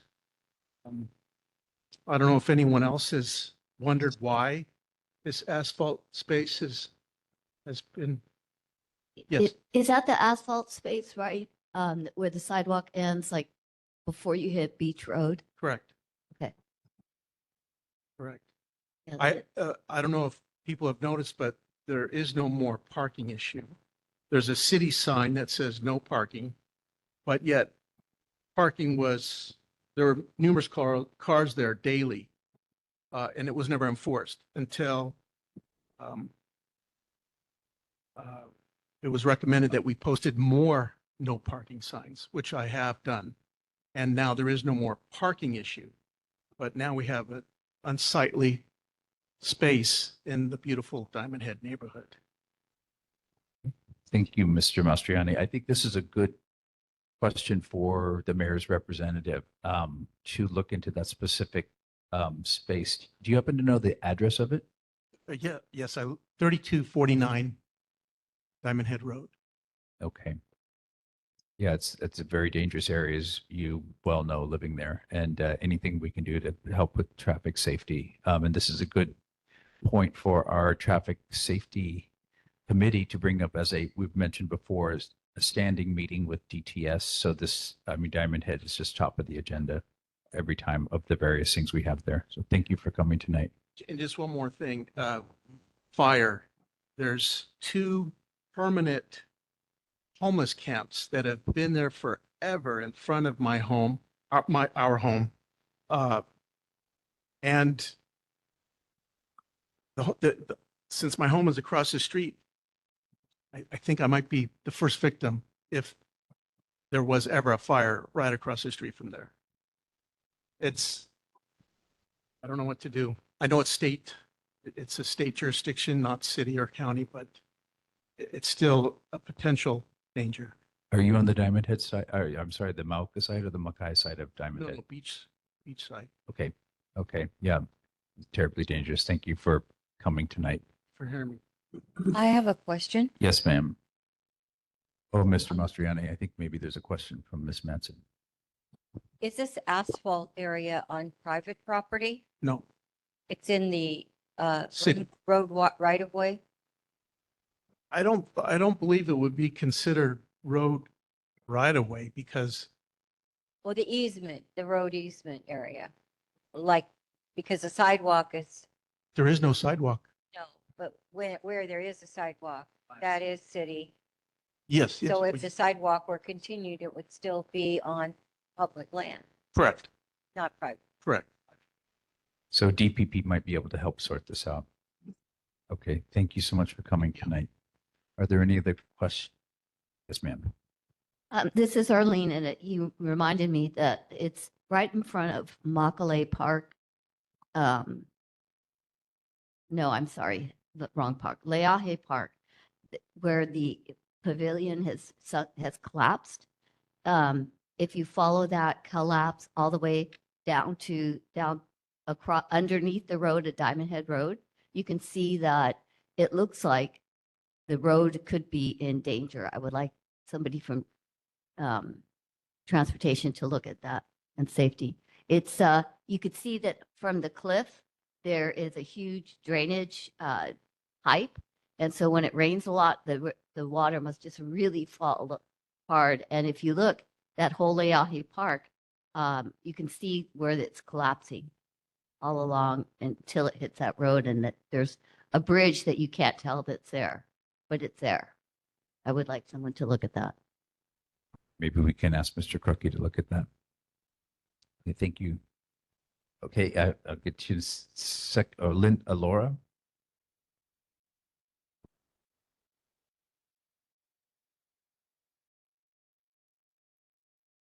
You're on mute. Went off again. Okay, I'm okay now. Okay. Yes, I sent this to Winston and also to Anton Crookie and other things. This will be a recommendation for next meeting. I was thanking Director DTS, Roger Morton, that he spoke at the town hall meeting, but there was a lot of left out. It was just kind of a reformatting of things that have been around for 6 months, and I wanted something that was new and objectifiable. And so I'm going to read just a few short paragraphs. You have mentioned several times publicly that a bridge would be design build. However, this begs several questions that need to be publicly clarified at this time. Where are the geologically analysis documents located online for a proposed site? Where is the RFP for the proposed transit corridor that will call for qualified developers to apply? What are the criteria for size and dimensions of an entire structure site? And what are the criteria for the visual characteristics of a transit corridor? We know that the project of an overbuilt and towered corridor with accompanying drawings and scale model has been maintained on your DTS website, but you publicly state that a lower and more modest corridor might be a preferred approach. Where is the design latitude for any bridge? Okay, and I said I would be bringing this up at the different neighborhood boards. I think it's pretty important because some of the measurement qualifications look at a bridge that's 23 to 25 feet wide. This is rather a wide corridor, not a small 10-foot wide bike path as we have all around. So anyway, this is something that I'd really like to have on the agenda where there could be a discussion with people talking. And I would like to see that not just Anton Crookie, but also Roger Morton would be at the meeting. Thank you. And just to clarify that, Laura, are you asking us to request DTS to give a presentation on the current status of the proposed so-called Alapono Bridge? Yeah. Okay. Yes, and not a warmed over one that we've been getting for 6 months or more. something that really says they're doing something? What is it? What modifications are they making? What about the low modest bridge that Roger Morton suggested? Okay, could you send something to me to that effect, what you'd like to I see? did So- send that. I did send that. Oh, Yeah. okay, the other one that you already sent TKB. is in there. Okay, thank you. Yeah, Yeah, I did see that. Yeah. Is there someone else at DTS also who's working with Roger on this specifically as a point person? Probably Anton would be good to No, talk to, John and also Novici. Form He's the Form B. assistant. Okay, Who is thank that? you. John Who did she Novici. say? Sorry, I Margaret. don't. I'm not He's sure if the he's really assistant. the assistant anymore. He's Okay. been sort of out of the loop for a while. You might ask Anton when he comes on in a minute. Okay, thank you. And Linda, did you have a public concern? Okay. Is there anyone else online who has a public concern? Say it again. Chris Salas? Aloha, Chair. Thanks for allowing me to speak. I'm from Hawaii Bicycling League. I just wanted to make the announcement that the Honolulu Century Ride is going to be happening on September 28th, a Sunday. We're going to be starting and finishing at Kapilauani Regional Park. We're going to be having live music from the Air Force Band, the Royal Hawaiian Band, and some other smaller acts on the bandstand stage with some food vendors and other nonprofit partners at the park.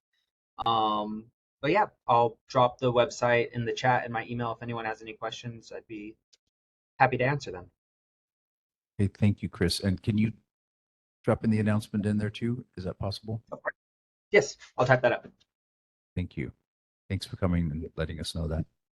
Are there any other folks who have an announcement or community concern? Nobody online that courtesies. Okay, thank you, everybody. We do have a presentation from DTS tonight, and I got a note from Max. Are you here tonight, Max, or is it someone else from DTS that's going to tell us about the interactive parking scenario plan? Hi, Max is here. I'm gonna let him introduce the program real quick. Okay.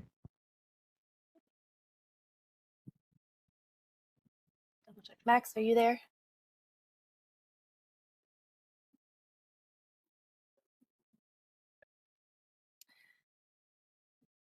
Okay, I think he might be away. So I'll go ahead and do the introduction. I am Becca Steinhauer. I am working with DTS with their transportation demand management program called H&L Connect.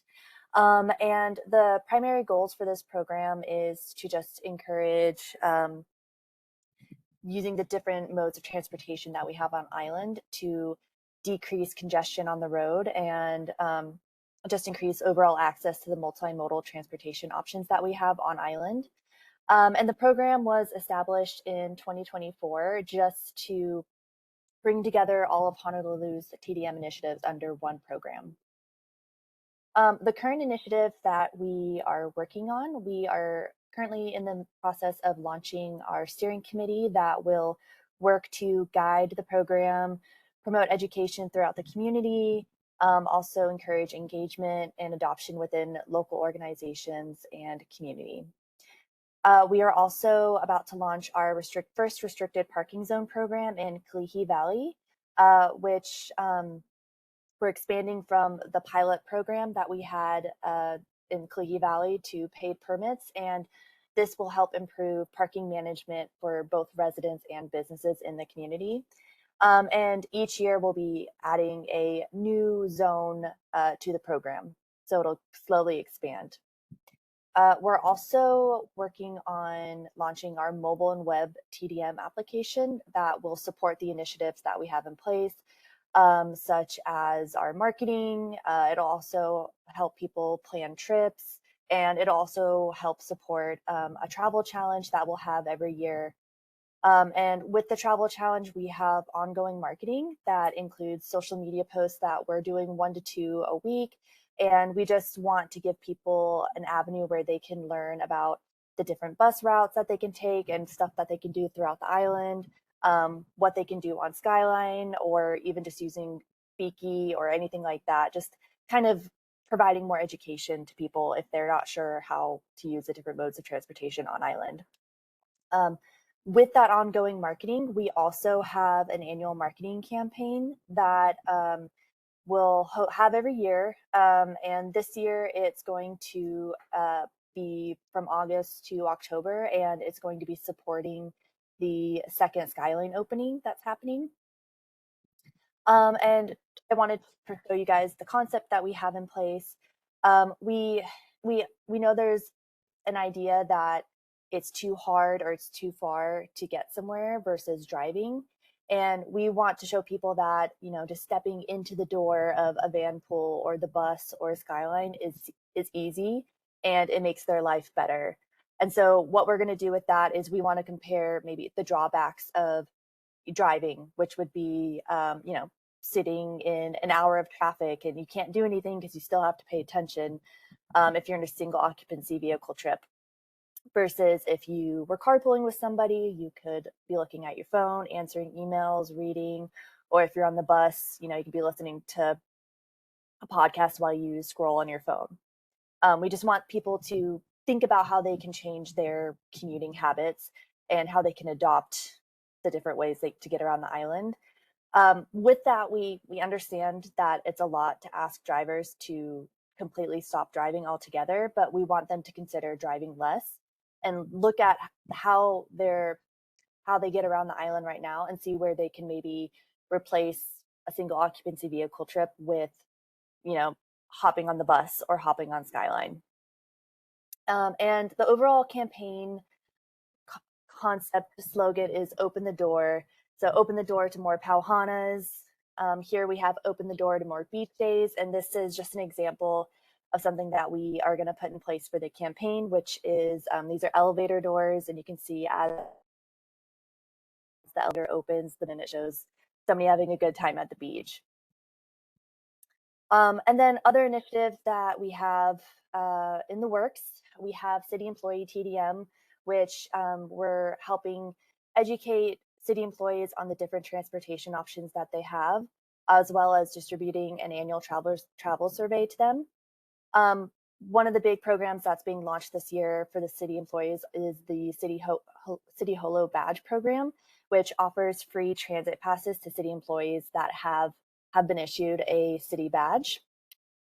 We also have ongoing education for public officials. We will be relaunching the van pool subsidies starting towards the end of this year. We also are working with the state to help share their carpool matching website, which is Hawaii Rideshare, which allows people to find people in their area and have similar commutes. They can go there and find a ride and different people to carpool with. Also, just educating people on citywide multimodal efforts. We are also going to be looking more at the on-street and off-street parking policy reforms later this year. And that also, we also have ongoing program monitoring, which will include a TDM annual report. And we look forward to, we're planning on going through a parking scenario with the Transportation Committee, and we're really excited to walk through that with you guys. Thank you. And if you have any questions, please let me know. Thank you.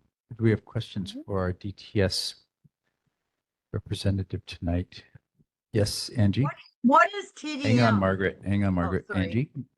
Sorry. Oh, no, I think Margaret's question is important. Can you just once again say what TDM stands for? Yeah, exactly. Yes. Hi, Becca. I think I can answer that. Thank you. Aloha. My name's Max Calhammer. I'm the program manager for Transportation Demand Management, which is TDM. And, you know, if we were ever to define what transportation demand management is, we would say it's a program of incentives and benefits that encourage people to not drive alone when there are other options, and to just maximize the efficiency of the transportation system in whatever way they can. You know, use what's existing and don't force the additional emissions and whatever that's making our transportation system not environmentally sustainable. So that in a nutshell is what TDM is. But for our island, it's more tailored to what the Transportation Demand Management Plan in 2023 said about what we should do to curtail our dependency on single occupancy vehicle driving. I hope that answers your question. Thanks, Max. All right, if you can, or maybe you or Becca could put in a link to that plan, that would be great. I have Sure. two other questions that are slightly adjacent. One of them had to do when you're talking about demand for parking, and this is just a question. When you're looking at the different incentives for public parking, has it been considered to increase, or I don't know if it's increased, but change the free time from 6 p.m. to 5 p.m.? Because after 6 p.m., right, the public or the stalls, that's whenever it doesn't cost anything anymore. So if you're trying to increase community engagement and community activity, has it been considered to make it 5 instead of 6? Or could that be considered? It can most certainly be considered. It might be more in line with best practices around the nation as well. We have a policy that in the Waikiki area, which has the most transactions and the most revenue collected, that we keep it open later. But that's catered towards tourism, of course. And the businesses, might want to have a say in that too. But we can definitely consider it as in terms of like, the people who live in the area and see what 6 a.m. to 5 p.m. means for us. Okay. And then I had one more question when you were talking about the rail and the changes happening in phase 2 in October. And I know that they didn't like an all call for opinions about the bus routes. Does that include current routes, or is that just about the changes that are proposed? I'm sorry if that's not your area. Well, I can speak to it, but can you repeat the question, please? Yeah, so my question was about you were talking about the marketing campaign for the rail, and I know phase 2 opens October 1st. And so like 2 months ago, they did a presentation about the different proposed bus routes. And this board and a few of our neighboring boards have had a lot of opinions about the last change that happened. And so I was curious for the all call, because I know they asked for public comment by July 15th, if that included existing routes, or if that was only public comment on the new proposed routes. I think that makes sense. If not, I So can the clarify more. last change that happened was the last changes that happened that might have affected your neighborhood board district was the 14 and the 9 and the 20. 200. Oh, and the 200. Okay. Yes. There was a lot of opinion about the 200 because it switched its route into more residential area. Or not residential, but more single family homes. Is that what you guys would call it? Yeah, single family homes. And so I was curious if this would be the opportunity, because we've had a lot of discussions about it. Okay. We would really appreciate your questions in writing, and maybe we could have a dialogue about it, because we're still going through some changes in connection with the phase 2 skyline opening. So it's kind of late in the game, but maybe we can have a discussion about it. I know the 20 also, like got changed as well. Yeah, that was wildly unpopular and really should, I think, be revisited and studied. But I don't think we really got clear answers on why it was changed. And as far as I could tell, there was universal opposition to it from this neighborhood. Let's go on. Margaret, you had a question or comment? I know that you were talking about bus routes. the new red bus only express lanes are driving people crazy.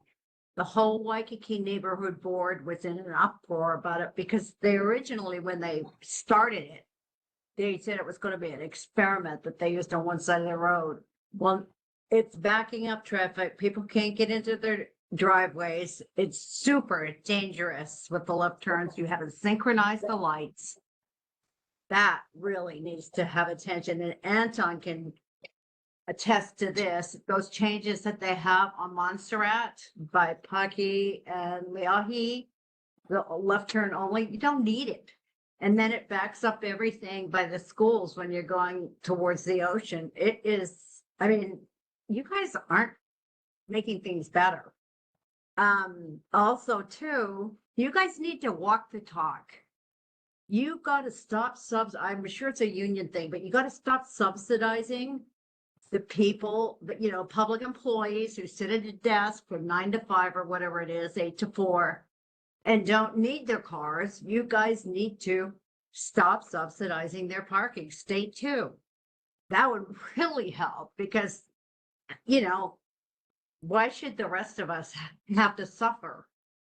And that one that new bus route, and even Roger said he thought maybe they just got it off ways. It completely circumvents around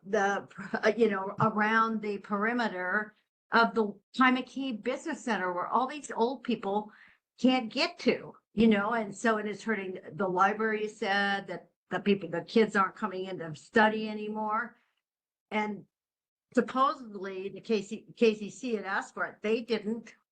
They said they never asked for it. Now it's running around down Aloha. Those people are freaking out. You guys, and it sounds like you're new, that you haven't really heard all of this stuff. And this is the problem, is that, you know, they're not, Waikiki's a mess. Don't touch Alawai. It's the only street that works as is. And Complete Streets has these big, huge plans for it. And it's nuts. And the mayor said that as long as he's in charge, they're not going to touch it. But that doesn't mean that somebody else isn't. And also, it's just, you guys aren't thinking, like, how do you close down, narrow the kaheo lanes? You're going to take away parking and a lane on Alawai. You close Kalakaua off for block parties. I mean, and parades. And it's like, there's no thought to us. And also too, is coming into Waikiki, you know, when the Hilton has something, they're going to build a big new tower there, you know, 35 stories, 555 units. That traffic is already gridlocked. I mean, you can't get through it. You know, if you're going to go to have a sale at the harbor, there's no way you can count on being there on time because it's just, and the lights aren't synchronized. You got a huge job. I'm not thrilled about just spending money on marketing. Sorry, but I'm serious. The state and the city, the county should be not subsidizing parking. Sounds like a Ow. good topic for our transportation committee hearing, Margaret, and maybe Max Yeah. can be our point person inside of Well, what drives DTS. me crazy is these guys have already heard, not him, but the DTS, they've already heard it. And they've listened to us for, like, Roger listened to this, you know, our Diamond Head Road stuff since January. Well, Max is an Anyway. innocent lamb, so let's utilize Yeah. his expertise as we have our committee meetings. And with that, I think we will, because presentation was about, I guess it's adjacent to it. Laura, did you have a comment, question, concern? Yes, two things, one about parking and one about transit. Parking, especially in the 43-story monster building on Kapiolani, it's going up. It's going to be a huge impact on Diamond Head areas, Kapahulu areas, Mo'ili areas. I want a plan that's already in place before anything gets in. Second of all, we have a huge overload of people trying to park in our neighborhoods, and I'm sure spilling over into Kapahulu and Diamond Head also. And there needs to be something. I think maybe the Kalihi group, the residents have gotten something, I don't know, but in other towns, you have to you get a sticker and you are a resident in that area and therefore you can park. Right now we have contractors, we have Iolani School students that are parking, we have loads of people that just jam up all of the parking spaces and take them away from everybody else. And I think that's a very easy solution to get only the people that live in the area to be able to park in the area. And like I said, the transportation is horrendously going to be terrible. No left-hand lanes can actually go in anywhere. And you've got to do this before anything gets going. Right now, the construction people are just making do with parking wherever they want, and they jam up everything in the transit areas. Yeah, thank you. So that would be Anton and Max and Brianna. Thank you, all of you. Thank you, Laura. Are there any other questions or comments about our presentation we had tonight from DTS? Dylan, you have a comment? More so just the comment, and it's just that I understand the standpoint and frustration that I have a rental unit that's four units down, literally 4 houses or buildings down from the Kool-Aid place, and I'm not upset about the development that's going on in there. I understand that development does cause frustration, and we do want to see better planning, but it's not fair for us to say that someone is not thinking. The thinking is happening. It's just not up to par. We might, and then the other thing is, how do we express what we want in terms of the actual thought process or thoughts that we like? We do have, if parking is such an issue, we can turn Alawai Golf Course into a large parking facility or municipal versus having to do the upkeep of a golf course.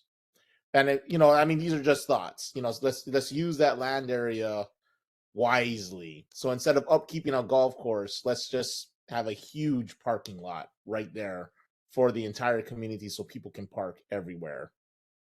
Okay, and thank you for that comment, Dylan. Yes, and point well taken. Is it DTS has many conflicting mandates, and one of them is buses and bike lanes and parking and everything else. So, but we should be careful not to disparage our hardworking Sure, well, city workers. Yes, ma'am. I think it needs to be mentioned that the Alawai Golf Course area has been threatened before, and it is preservation land. It's zone P2. So I think we have to get all our favorite projects away from the golf course and the historic scenic area of the intersection of Kapiolani Park, Alawai, and Kapahulu Gateway. Let's not go there. We've been there before. We've seen what happens. I even have a photograph of from my recent trip of Topgolf on the San Francisco Bay front. And you would be shocked. They never showed us pictures like this when they were trying to get into Alawai Golf Course. Yes. Thank you. Thank you. Okay, with that, then we will. Excuse me, Chair. This is Daisy, go ahead. I'm sorry. Yes. I have a question. Thanks for the presentation. I know the state is trying to do the same thing. My question is this in connection with the transit orient development plan? Because that's what is going to happen with the skyline. That's what the city wants to do, is make all these connections and make a huge, big, new business, mixed zoning, etc., where people can live, work, etc., around the skyline stations. This seems to be in tune with that particular type of thinking, because there are ways. I'm a bus commuter almost on a daily basis, so I do use public transportation, but this seems more like something in tune to have more transit-oriented developments around the area. So, I mean, I could be wrong, but that is possible, because it seems the city wants to build, forgetting about people that can't afford to live here. Thank you. Thank you, Daisy. And thank you for friends from DTS. We will be visiting you, hopefully, like Mr. Krucky suggested, with regular meetings. So, Max, we'll look forward to seeing you as well, Becca. Thank you for coming tonight. Thank you. Okay, and Thank you. I was remiss, and there's a couple public announcements I thought we should have. Tommy Waters' District 4 newsletter is really polished. If our rep from Tommy Waters' office wants to pop that in the chat, as well as Tommy Waters and our representative Tina Nakata Grandinetti are going to have a joint Kaimuki Town Hall. It's open to all residents July 23rd, 2025, but I think we consider ourselves Kaimuki adjacent. So that's going to be at 6:30 Liho Liho Elementary Cafeteria on the 23rd of July, Wednesday. And finally, there's a family resource fair at Alawai Elementary on July 21st, Monday from 12 until 3 in the school cafeteria, which is sponsored by the Hawaii Coalition for Immigrant Rights. And if someone is here and wants to pop those in the chat, who's representing those, feel free to do so. And with that, I will turn it over to our mayor's representative, Mr. Krucky. Thank you. Can you hear me okay, Chair? Yep. Okay, I had some technical difficulty. I listened for 2 hours and then I all of a sudden can't get on right when I'm supposed to talk. There was a lot going on tonight in the meeting. I also have a lot of questions to answer. As I usually start, the mayor's newsletter is out, and I suggest that you go look at it. He talks about the different things that are happening and the master planning effort, and Evil A is coming along, and everyone's pretty excited about that. He also talks about public safety on the Leeward Coast, and then has some of those lines, and also there's articles in there about less lines and wait times at the DMV. But anyway, you can always just go online and look at the mayor's newsletter and suggest you do that. Getting to the questions that were submitted to me, one was about the neighborhood board commission, and it asked really about on the 25 meeting agenda, the neighborhood commission office election irregularities and request for full investigation, report, and recommendations for future. And then can the NCO work with local media outlets like Hawaii News Now, et cetera? And then how much does NCO spend on each election? And so the responses from the NCO, they work with local news and digital media to advertise the 2025 board elections. Advertisements were aired for both the candidate registration phase and the voting phase. Some of the ways that the NCO advertised included radio advertisement, KDNN, KHVH, KSSK, Hawaii Public Radio, digital streaming advertisements on Spotify and AudioCo, digital display advertisements on Google Ads, guest experiences on Hawaii Now Daily, Hawaii News Now, and presentations to the Kupuna Collective, the Honolulu Youth Commission, and the KCC Student Congress, public press releases, and regular posting on Instagram, and announcement flyers added to the board mailouts.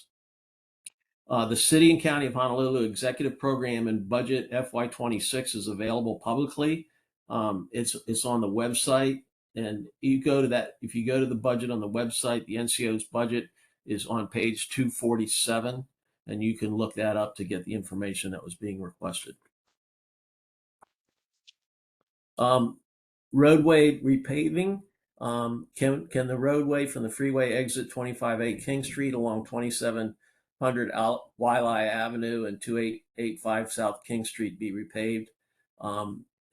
The DFM, a press release was recently published to announce the resurfacing of the city portion of South King Street from Eisenberg Street to the end of the city jurisdiction prior to the Hawaiian Humane Society.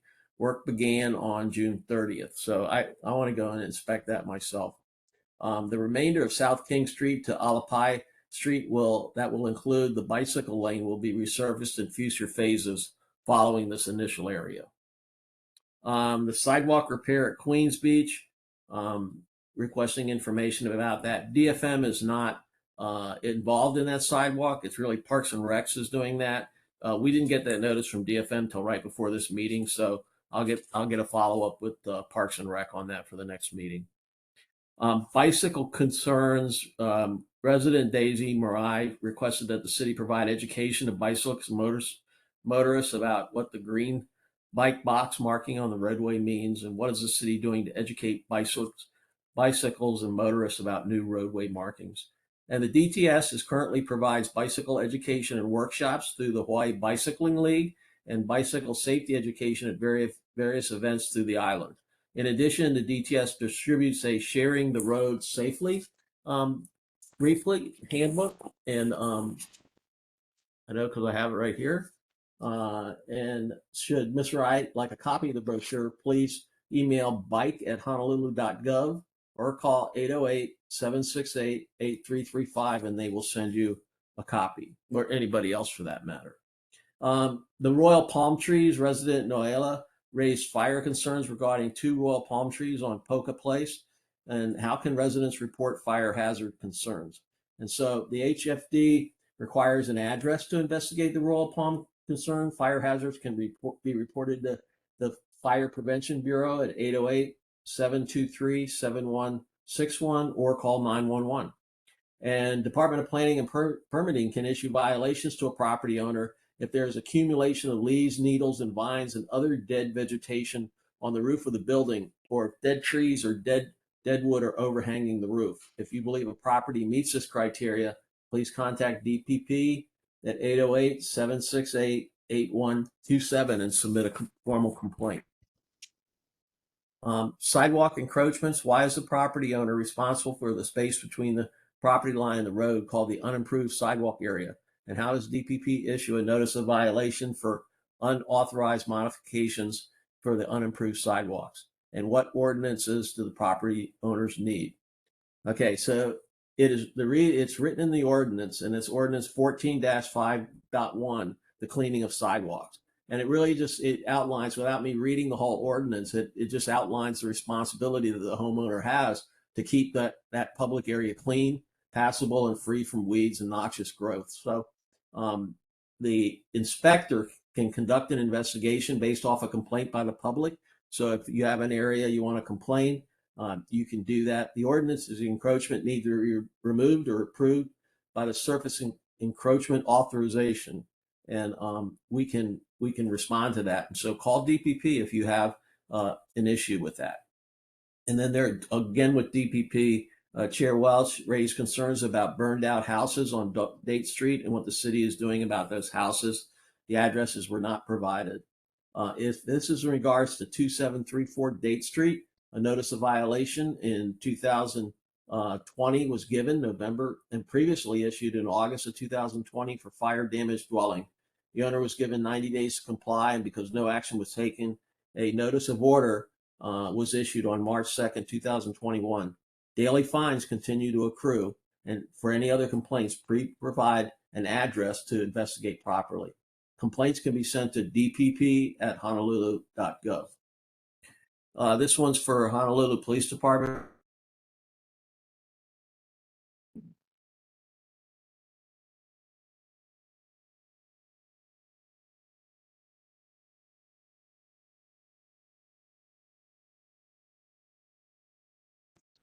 Is he frozen?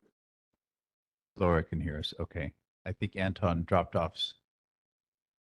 Chance to reconnect. So good. It's too bad. We need to give him some award for being so wonderful. At least acknowledgement. That's He's a really good idea, Margaret. Maybe let's put that Yeah. on our next agenda to. Would you please? Yeah. Yes.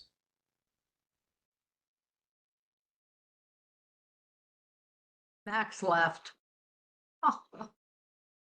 And just I- while I- we're having Director a Clark. pause, we That's do why- have just be aware of time that we have a number of things to go through as well after Anton. I think he Briefly, knows why. Director Crucky, we'll try one more time. Otherwise, I have the report. So can everyone hear me online? Okay, so the question was given to HPD about illegal parking and unapproved sidewalks. And from January 1st to June 23rd, 2025, HPD issued 4 citations in Waikiki and 312 citations in East Honolulu related to parking in prohibited areas. HPD's non-emergency line is 808-529-3111. 808-529-3111. And there is also an online reporting system at honolulupd.org, and then click on report a non-emergency crime. Please provide as much details as possible, including location, date, time of the incident, and vehicle description. And then an email was sent to Laura St. Dennis on June 24th, 2025 regarding DPR, the Department of Parks and Recreation, currently conducting an analysis of parkland to identify suitable locations for new community gardens. And if you have any questions, please call Anna Mines, DPR's Community Gardens Project Manager at 808-768-7140 or contact Laura St. Dennis for the email and she can forward it to you. A question about feral cats and roosters was asked last month, and the city has partnered with the Hawaiian Humane Society for initiatives to control free roaming cats. If you have any issues with free roaming cats, please contact the Humane Society at 808-356-2200 or email info@hawaiianhumane.org. More information is also available on the city website, honolulu.gov/CSD/free roaming cat management. And then for feral chickens, you can visit the city's website, honolulu.gov/CSD/feral chickens. And the city only removes feral chickens from city-owned property. The responsibility for chicken removal on state-owned property belongs to the state. Feral chickens on private property is the responsibility of the owner, and the city has a contract with Sandwich Isle Pest Solutions to assist with removal that is city subsidized but is not free to the owner. And then there was a request about the Alawai Golf Course update. The Alawai Golf Course Vehicular and Pedestrian Bridge Improvement Project, as you may have seen on the way in, for those who drove in person, is anticipated to start in mid-July, entailing the removal of the existing pedestrian bridge and construction of a new bridge between the driving range and parking lot, as well as the restoration of the existing concrete culvert and vehicular bridge. The Alawai Golf Course PV project started this week, which includes the installation of photovoltaic panels inside the golf course parking lot area fronting the clubhouse. DES does not currently have an agreement with Topgolf in response to member Miranda's question. And improvements made this past year include the completion of the Alawai Golf Course Clubhouse Roof Improvement Project, which is ongoing and entailed the installation of a new clubhouse roof and gutters. The golf course is in the process of repairing and making improvements to the irrigation system and turf on the driving range. Upon completion, the city is planning to provide interim driving range services and will issue a bid solicitation by this fall to select a new concessionaire. And then finally, a question about the city installing a Honolulu Hot Zone internet for use in this Alawai Golf Course Clubhouse was made, and the Department of Information Technology responded that public internet access via Hot Zone can be provided as long as there is a network location available at the meeting location. In this area, a site survey will be required to assess availability and determine the cost of running network cabling if none currently exists. And just in addition to Director Crucky's report about the 2025 neighborhood board election. Generally speaking, the cost of neighborhood board elections range around $175,000. The variables include number of contested races, number of registered voters, cost of mailings, and cost of advertising. And I can take any questions for the mayor's office. Thank you, Curtis. What comments or questions we have for Curtis? Madam Metzen? Yeah, I think the city needs to understand the problems with the feral chickens, the roosters in the neighborhoods around the nursery and Kapiolani Park. Uh, at the nursery and the tennis courts on Pocky Avenue, there is a huge population of feral chickens and about 6 roosters that start their crowing at 4:30 a.m. around the neighborhoods. These habitats are in the park. Sandwich Isles has done nothing to take care of this. I understand from neighbors that they do have the contract with the city, and these feral chickens go home to roost on public land, on city land in the park and near the tennis courts. But they come out and go all over the place, into the culverts, into the neighborhoods, all day long. They dig up people's yards. The residents do not keep the chickens. The chickens come from the city's land. So there has to be a much more comprehensive program to control this situation. Thank you. Are there other questions or comments for the mayor's rep via Curtis? Yes, ma'am. This is Arlene. Yes, I'd like a status as an auditorium design. And Dylan, you have a comment or question? Yeah, I was gonna make a comment about what he was saying about the work that was going on, which we do want to have done, but I feel that the way road builders who's being contracted to do it, it's kind of messy and it causes a huge traffic jam, and I don't think they're utilizing safety procedure or cones far enough, and they're not diverting traffic with detours, so it's a huge mess when they're doing the road work where they're doing it.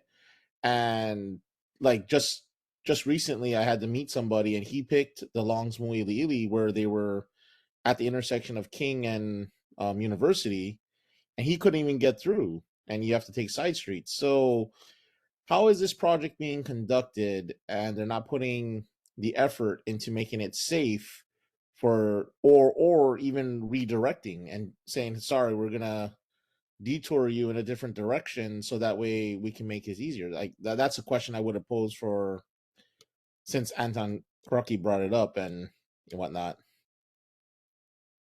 Okay, thank you, Dylan. Are there other questions or comments for the Laura? I think the public would like to know when these projects and where they're going to be. I was late to work a couple of times going through the Mo'ili'ili one. I had to go back up to University and around, and I was late to work. So it would be nice if we knew about it ahead of time. We could, go up through UH and Punahou, take a different route, but we need to know to do that. Thank you. Thank you. Are there any? And Linda?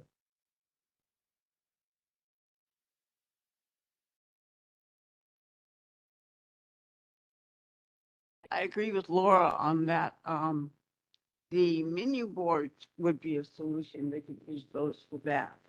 I started the menu boards with the parade routes and trying to have everybody know when the parades are coming to town. But they could be utilized if you wanted to call up the parade office. They can probably help you out with that. Thank you, Linda. Okay, and I think with that, we will move on. Just as a time check, we have about half an hour left. I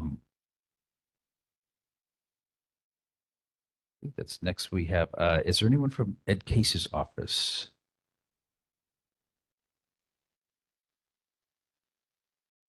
Oh, yes, I did. Thank you for the reminder. We have Tommy Waters' office, District 4. Sorry about that.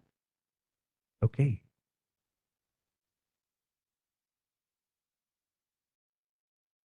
Go ahead. I would like to make a request that to Ed Case's office that he send a representative. Yes, and I did ask him, and Brian Schatz and Maisie Hirona, there seems to be quite a lot going on in our nation. Now. Yes, especially now. Period. Yeah, Thank and you. perhaps there is someone here tonight, but if not, then we will continue. And if you all would like to write to our elected national representatives and ask them to come to our meeting, that would also help, and identify yourselves as interested community members or members of the board. Yes, sir. Aloha. Well, Chair Welch and board members, thank you for allowing me to be here. Kevin Imanaka, Chief of Staff for District 4, Tommy Waters' office. Wanted to thank you for mentioning the newsletter. I'm in person, so I can't drop it in the chat, but we did email it to the board this afternoon, and it's available on the City Council's website as well. You mentioned the flyer as well for the town hall, and yes, you are Kamaki adjacent. Everybody's invited, so please be sure to attend. I provided some hard copies of the newsletter as well. Besides the information in the newsletter, I have just a couple more things to share. We did receive a report about individuals sleeping and living in their vehicles on Paki Avenue between Montserrat and Noella Street. As an update, our office submitted a request to the mayor's office for outreach services and the appropriate enforcement.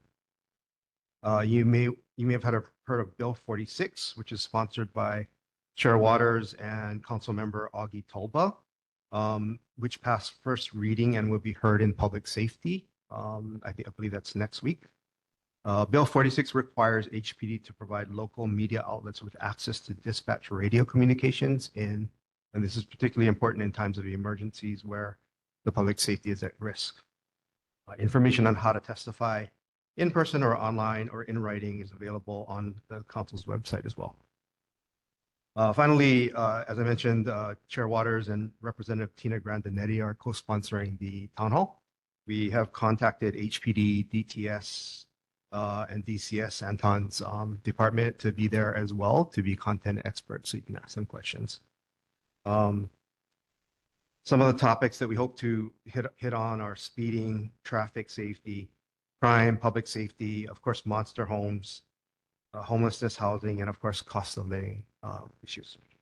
All are welcome to attend and participate in the discussion. And with that, I'm happy to take back any questions or concerns you might have for Chair Waters. Thank you. And Arlene? Yes, I would like to ask about the city council with the Chair Waters position on the hiring of a new chief of police. I will take that back to Chair Waters and report back to you next time. All right, thank you. And Dylan, you have a quick comment or concern? Since it's in the newsletter, I would like to know what it is about Bill 13 CD1. Like what does this what like is there a summary you can do for it, its impact and whatnot? Can you explain it? Or is that something you just want to defer and not deal with? Sorry, which bill is this? Bill 13 CD1? That's in the newsletter. Sorry, I don't know that it was necessarily chairs, but if you click on that link, it'll go to the actual bill itself and you can read up on it more. And I can also get more information for you. I don't have it off the top of my head. Yeah, it's for the next meeting, if you can have more information of what that covers. I mean, I'm reading it and yeah, it's of importance. I'll be sure to report back. Thank you, Dylan. And are there any other? Yes, Angie? Hi, I just wanted to share appreciation to Chair Waters for doing the recognition of the ADA's 35th anniversary. That was really great. Oh, thank you. I was just responding to Mrs. Sakamoto as we speak. I'm sorry. Sorry, I was just responding to Mrs. Sakamoto while I was attending this meeting. Yeah, and I would say, yeah, I really like the newsletter. The design's good, and I like especially what Tommy had to say. Under leadership is not easy, and we appreciate the hard work that you do for us all the time. Wow. Thank you for coming tonight. And with that, we have also our council member, Scott Nishimoto from District 5. And I think I saw Kylie there. Hi, Chair Welch, hi, board members. Kylie here from Councilmember Nishimoto's office. Just a quick overview. I know most of you have heard Council passed the budget on June 4th. So for District 5, this budget included lots of key funding for infrastructure improvements such as sidewalks, streets, city parks, as well as homeless services. If there's any specific questions, I'm happy to relay them to council member, and I can follow up with you folks. But as always, I'll leave a link to our e-blast and our contact info in the chat. And please feel free to email us or call our office anytime if there's any questions or concerns for St. Louis Heights. Thank you. Thank you. And can you remind us, Kylie, that your district also extends down below St. Louis Heights as well, down, is it behind Safeway a bit too? It's mainly St. Louis Heights. I think there's a small part of like one side of YLI. There's like a small strip that we represent. I think that goes kind of towards Kaimuki, but mainly just St. Louis Heights. Correct. Okay, and I think Curtis is going to pop something up there on the districts. Okay, are there any other questions or comments for Councilmember Nishimoto's office? Seeing none, then we will move on then to the governor's. I'm sorry, let's see if there's anyone from Ed Case's office tonight, or Brian Schatz or Maisie Hirono. Again, folks, you know, these are our elected representatives. We are their constituents, and would be lovely to hear from their offices. So please write to them and ask them to come to our meetings. Josh Green's representative, Ryan Aguilar, gave a pretty detailed report on some questions, and I think you're here, Mr. Aguilar. Before we move on to the governor, I want to mention that I was listening to HPR, an interview with Ed Case about immigration. If it's still on the website, it was aired on The Conversation. If anyone wants to listen on that, it's about a 20-minute interview, and it's well worth listening to. Thank you, Arlene, for that. Okay, and Mr. Aguilar, if you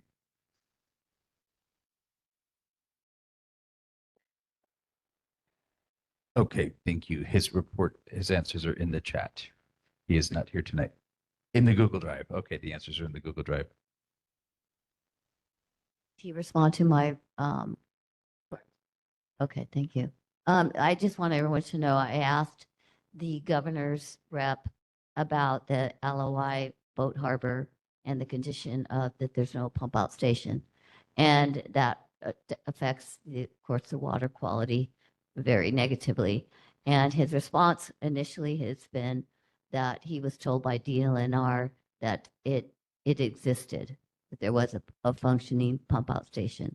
So I responded that there indeed it's been gone for quite a while. It's actually been 15 years. And I've asked him where he received that information from, and we'll go from there. So as you understand it, the pump out station actually is just the harbor. That is correct. The pump out station is the harbor. It's supposed there is a law that there's boat owners are if there is no pump out station, they have to go out. I think it's either 1 or 3 miles, and then they can dump. But I don't know of anybody who would go out that far and do that on a sailboat. So it's an issue. And I took pictures, and I called the harbor master and got from their office confirmation that the pump out station has not been functioning for years. So quick moral of the story, don't go swimming in the Alawai boat harbor. Okay, thank you for dogging that, Arlene. Is there someone here from Stanley Chang's office tonight? Yes. My name's Casey. I'm from Senator Stanley Chang's office. Thank you for having us. Just a little update. One thing from our monthly newsletter, which I'll put in the chat too. The Hawaii Public Housing Authority has announced the notice of multiple federal public housing waiting lists on Oahu for low-income residents. The waiting list will be open from 8 a.m. on Monday, June 30th, 2025 to 4 p.m. on Monday, July 7th, 2025. And you can start your application at hpha.myhousing.com. And that you can find more information in our newsletter, which I will post to the chat. If you have any questions or concerns, I'm more than happy to take it back to Senator Chang. Thank you for coming tonight. Are there questions for Senator Chang's office? Okay, seeing none, we will look forward to seeing you next month then. Thank you for your Okay, patience. thank you, tonight. sir. Take care. Sorry, wait. You guys are going to Vancouver to study Sorry, this is my first day here. I So, just read that you were going to take a road trip and to look at how urban density is affecting, the housing market. And that is, I think it's August 9th. Mhm. Well, too bad it's your first day here. Never mind. Yeah, from what I hear, yes, they are planning some type of trip to Vancouver. I don't know the details. Mhm.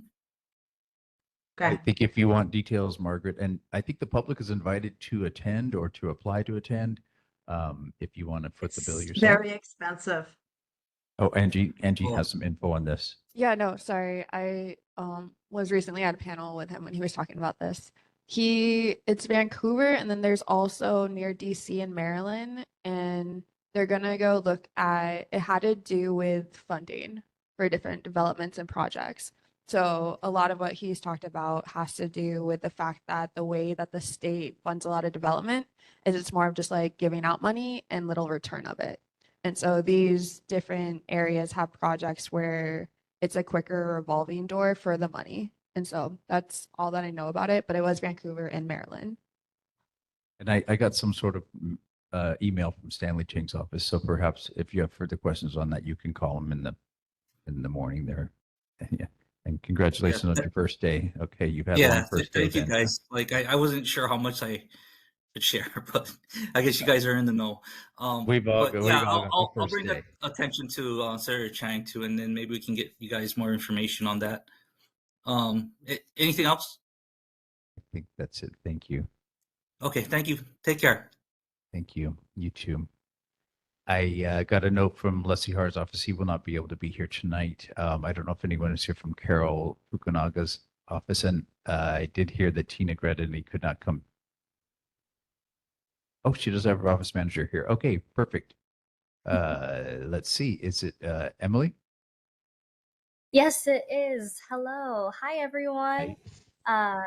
Yes, Representative Granzanetti sends her apologies for not being able to make it tonight, but just wanted to be able to share some updates on our end. One of the biggest updates is that in the past session, she was the vice chair of transportation, but she has now been assigned to be vice chair of CPC, Consumer Protection and Commerce Committee. She will still be a member of Transportation and Housing, but this is an opportunity to be a vice chair for a larger back-end committee that interacts with a wider range of issues concerning consumer protections and the regulations of industry. She is already working to get up to speed on issues like workers' compensation, the cost of pharmaceuticals, and the condo insurance crisis. This week, Representative was focusing on the condo insurance crisis specifically. She met with Acting Insurance Commissioner Jerry Bump and a representative from Aon, the contractor who is working to stand up the Hawaii Hurricane Relief Fund, which is essentially a state hurricane insurer. Since the Hurricane Relief Fund began accepting applications 2 weeks ago, 96 condos have applied, including 4 in our district, and 16 have signed on to an HHRF policy. The good news is that those 16 have seen pretty massive savings as compared to what they were quoted by the secondary market. And even better, we're starting to see that the secondary private market is adjusting their prices down in response. Like Kevin Imanaka mentioned for Tommy Waters' office, and also what the chair mentioned, we also do have that town hall coming up, the joint town hall at Liho Liho Elementary School cafeteria from 6:30 to 8:30 p.m. on July 23. That's a Wednesday. Hope to see any of you guys there. And for some future upcoming events for Representative Grandinetti, she will also be attending the National Conference of State Legislators and the National Conference of Environmental Legislators in Boston at the end of the month. She's super excited to learn more about how other states are responding to the impacts of the federal budget bill.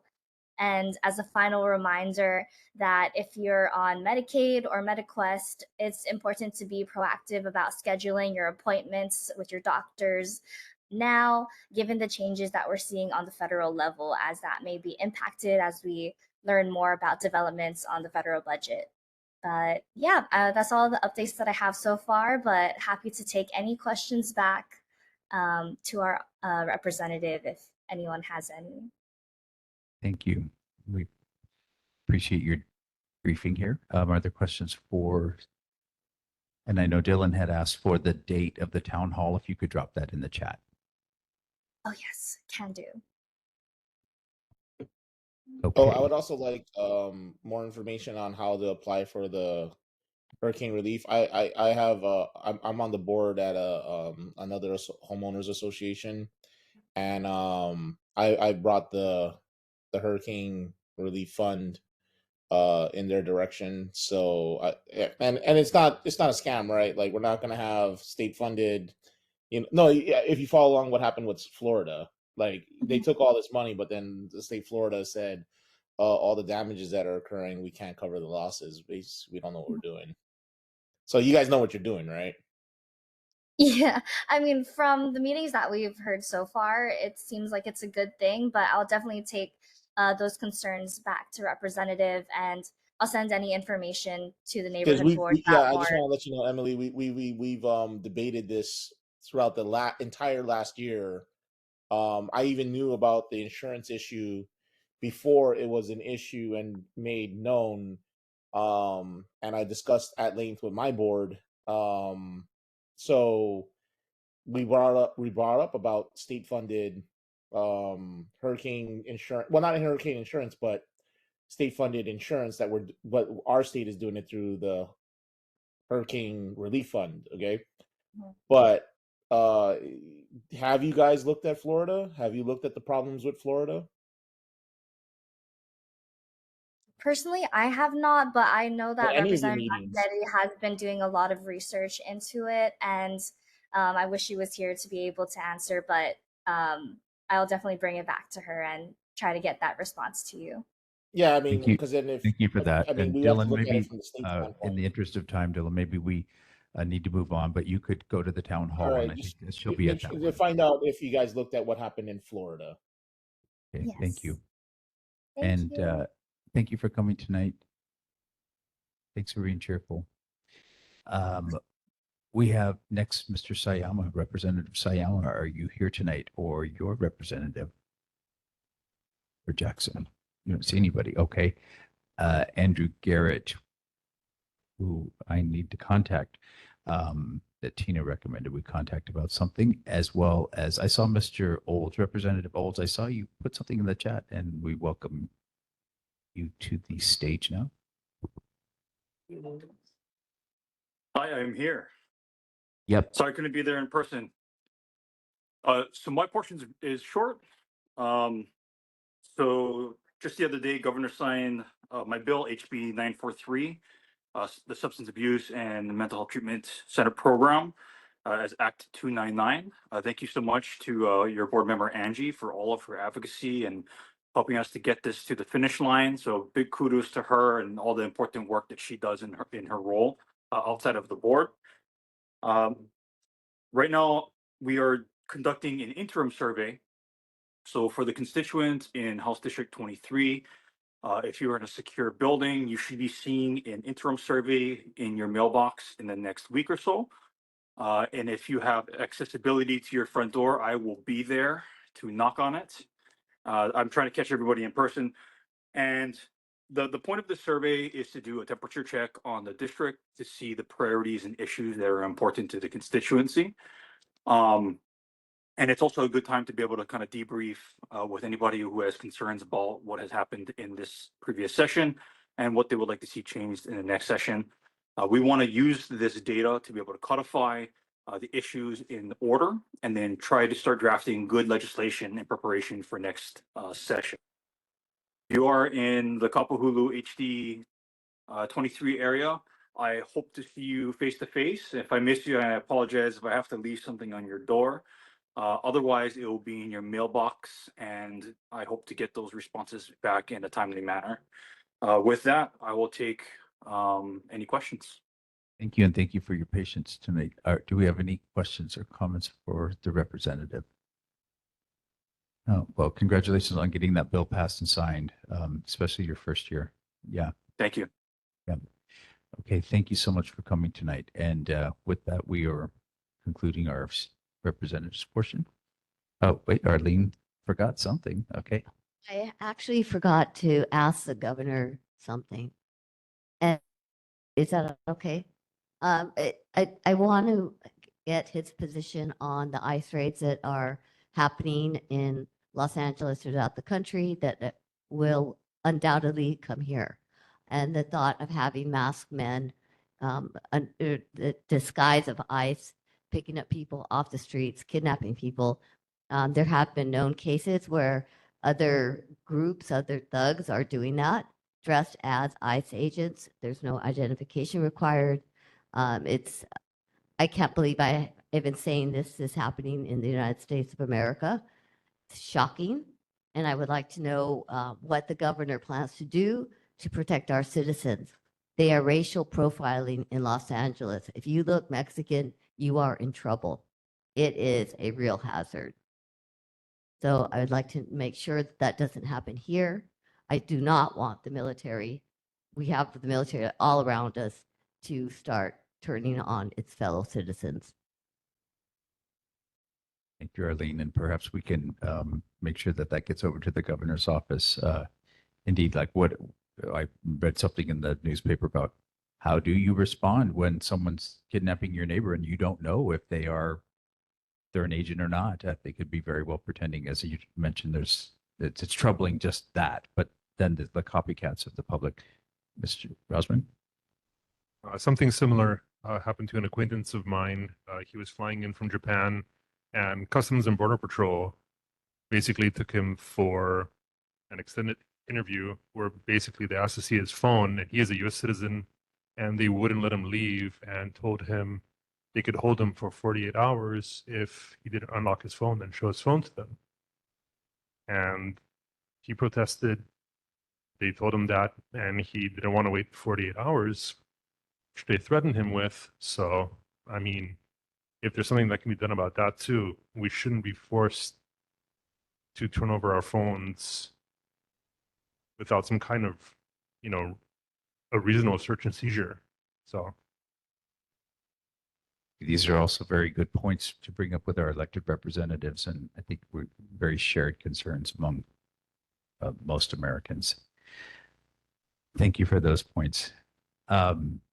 With that, we will, so today, let's see about our board business. We don't have any committee reports, but Anthony did say that he wanted to have a Parks Committee meeting, and he told me a date, which he said was coming up here on, let's see, Tuesday, July 29th. He says at Pakihale. So there of course, will be a public announcement about that a week in advance about what the agenda will be on that. But he's planning on Tuesday, July 29th at Pakihale. He doesn't have a time, so we will just have to find out more information forthcoming on that. We don't have any reports from the committees, so let's move on to the sub-district reports. Julie Allen, Sub-District 1.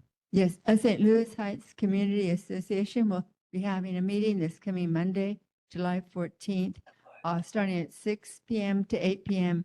at Hokalani Elementary School.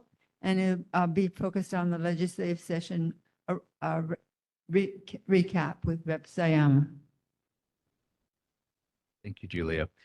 Anthony is Sub-District 2. He's not here for that report. And we do not have a Sub-District 3. So if there's someone in Sub-District 3 who would like to be that chief, then let me know. Are there any reports of board members attending other board and public meetings? Oh, yeah, chair's announcement. I did have one thing. Our own Angela Knight has been nominated, I guess, by Tommy Waters to be on the Neighborhood Commission board, right? Or Neighborhood Commission, Neighborhood Commission, yes. And that confirmation hearing is coming up here shortly, I think next week, isn't it? It goes to the subcommittee. I know there's a lot of I's in the name. I'm trying to remember what it is, but the first committee hearing for it should be the 23rd at 10 a.m. And then if it passes, then it'll go to the full council August 6th or 8th, whichever is a Wednesday at 10 a.m. Okay. Well, congratulations for that. And I know you'll serve the public well in that role, assuming confirmation. And also, I did go to a Waikiki neighborhood board, Winston.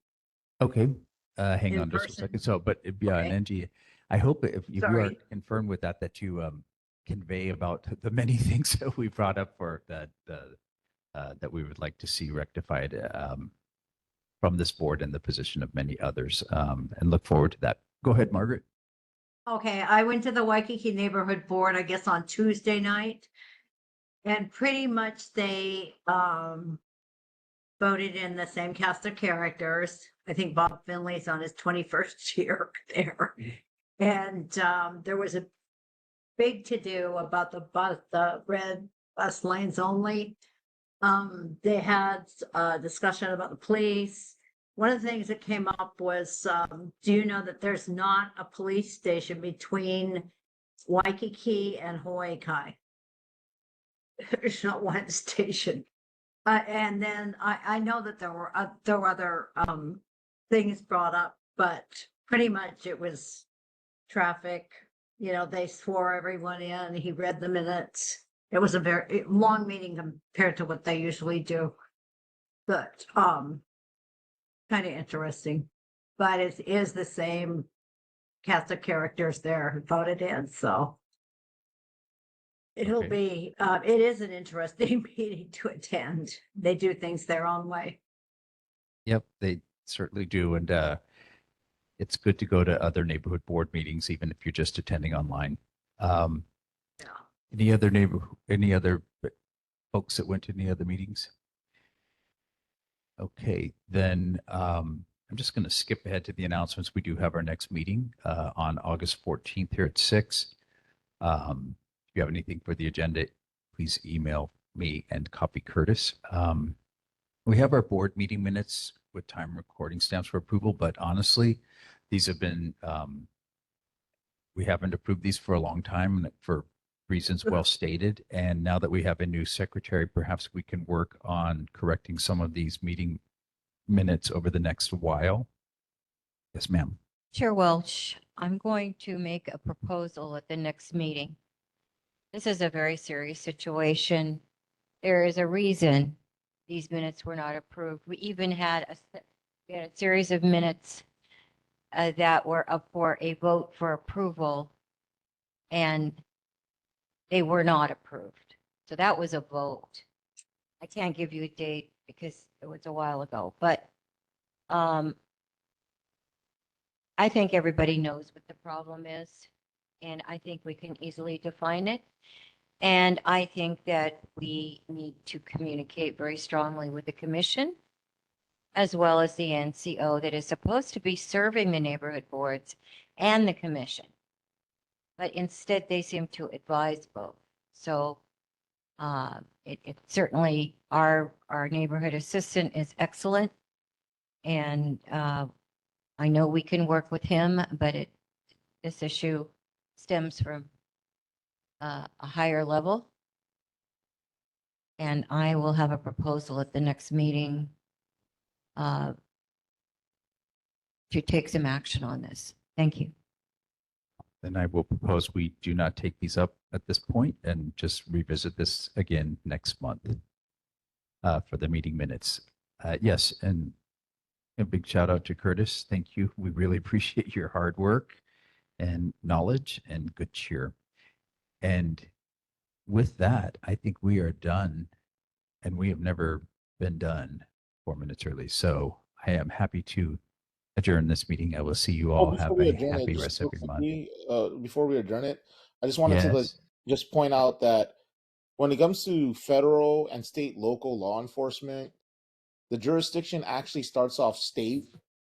So state level jurisdiction precedes federal, and a lot of people are complaining about the ICE issues, like because ICE is federal. So the thing is, you can rally state and local law enforcement, which includes HPD as well as the sheriffs, and you can direct them to do deconfliction with the federal agents. Otherwise, the federal agents can find themselves in an issue where they could be arrested for conducting themselves locally. If you don't know this, I mean, I got kind of a wince at you through the video camera. Go look it up. State law enforcement precedes federal. Federal doesn't have a greater power than state. Just FYI. You don't think it is, but look it up. If you're not a lawyer, I mean, look up who has the authority, and then deconfliction is what the federal agencies need to do with the local law enforcement. Otherwise, if they don't deconflict, they can get arrested. It happened to an ATF officer. He forgot to do his deconfliction. He ended up getting arrested, and he wasn't in the right. He wanted to tell the local law enforcement, I have the authority. I'm a federal officer. No, you have to deconflict with us first, so that way we won't arrest you for performing your duties. Thank you, Dylan. And I think these are big questions that are right now above our pay grade, but certainly not above our concern. And this is for the mayor, the governor's rep, and our federal representatives to hash out. And with that, we've got a lot in front of us. But thank you all for coming tonight. And we look forward to seeing you next month and every month here, second Thursday at 6 p.m. Meeting adjourned.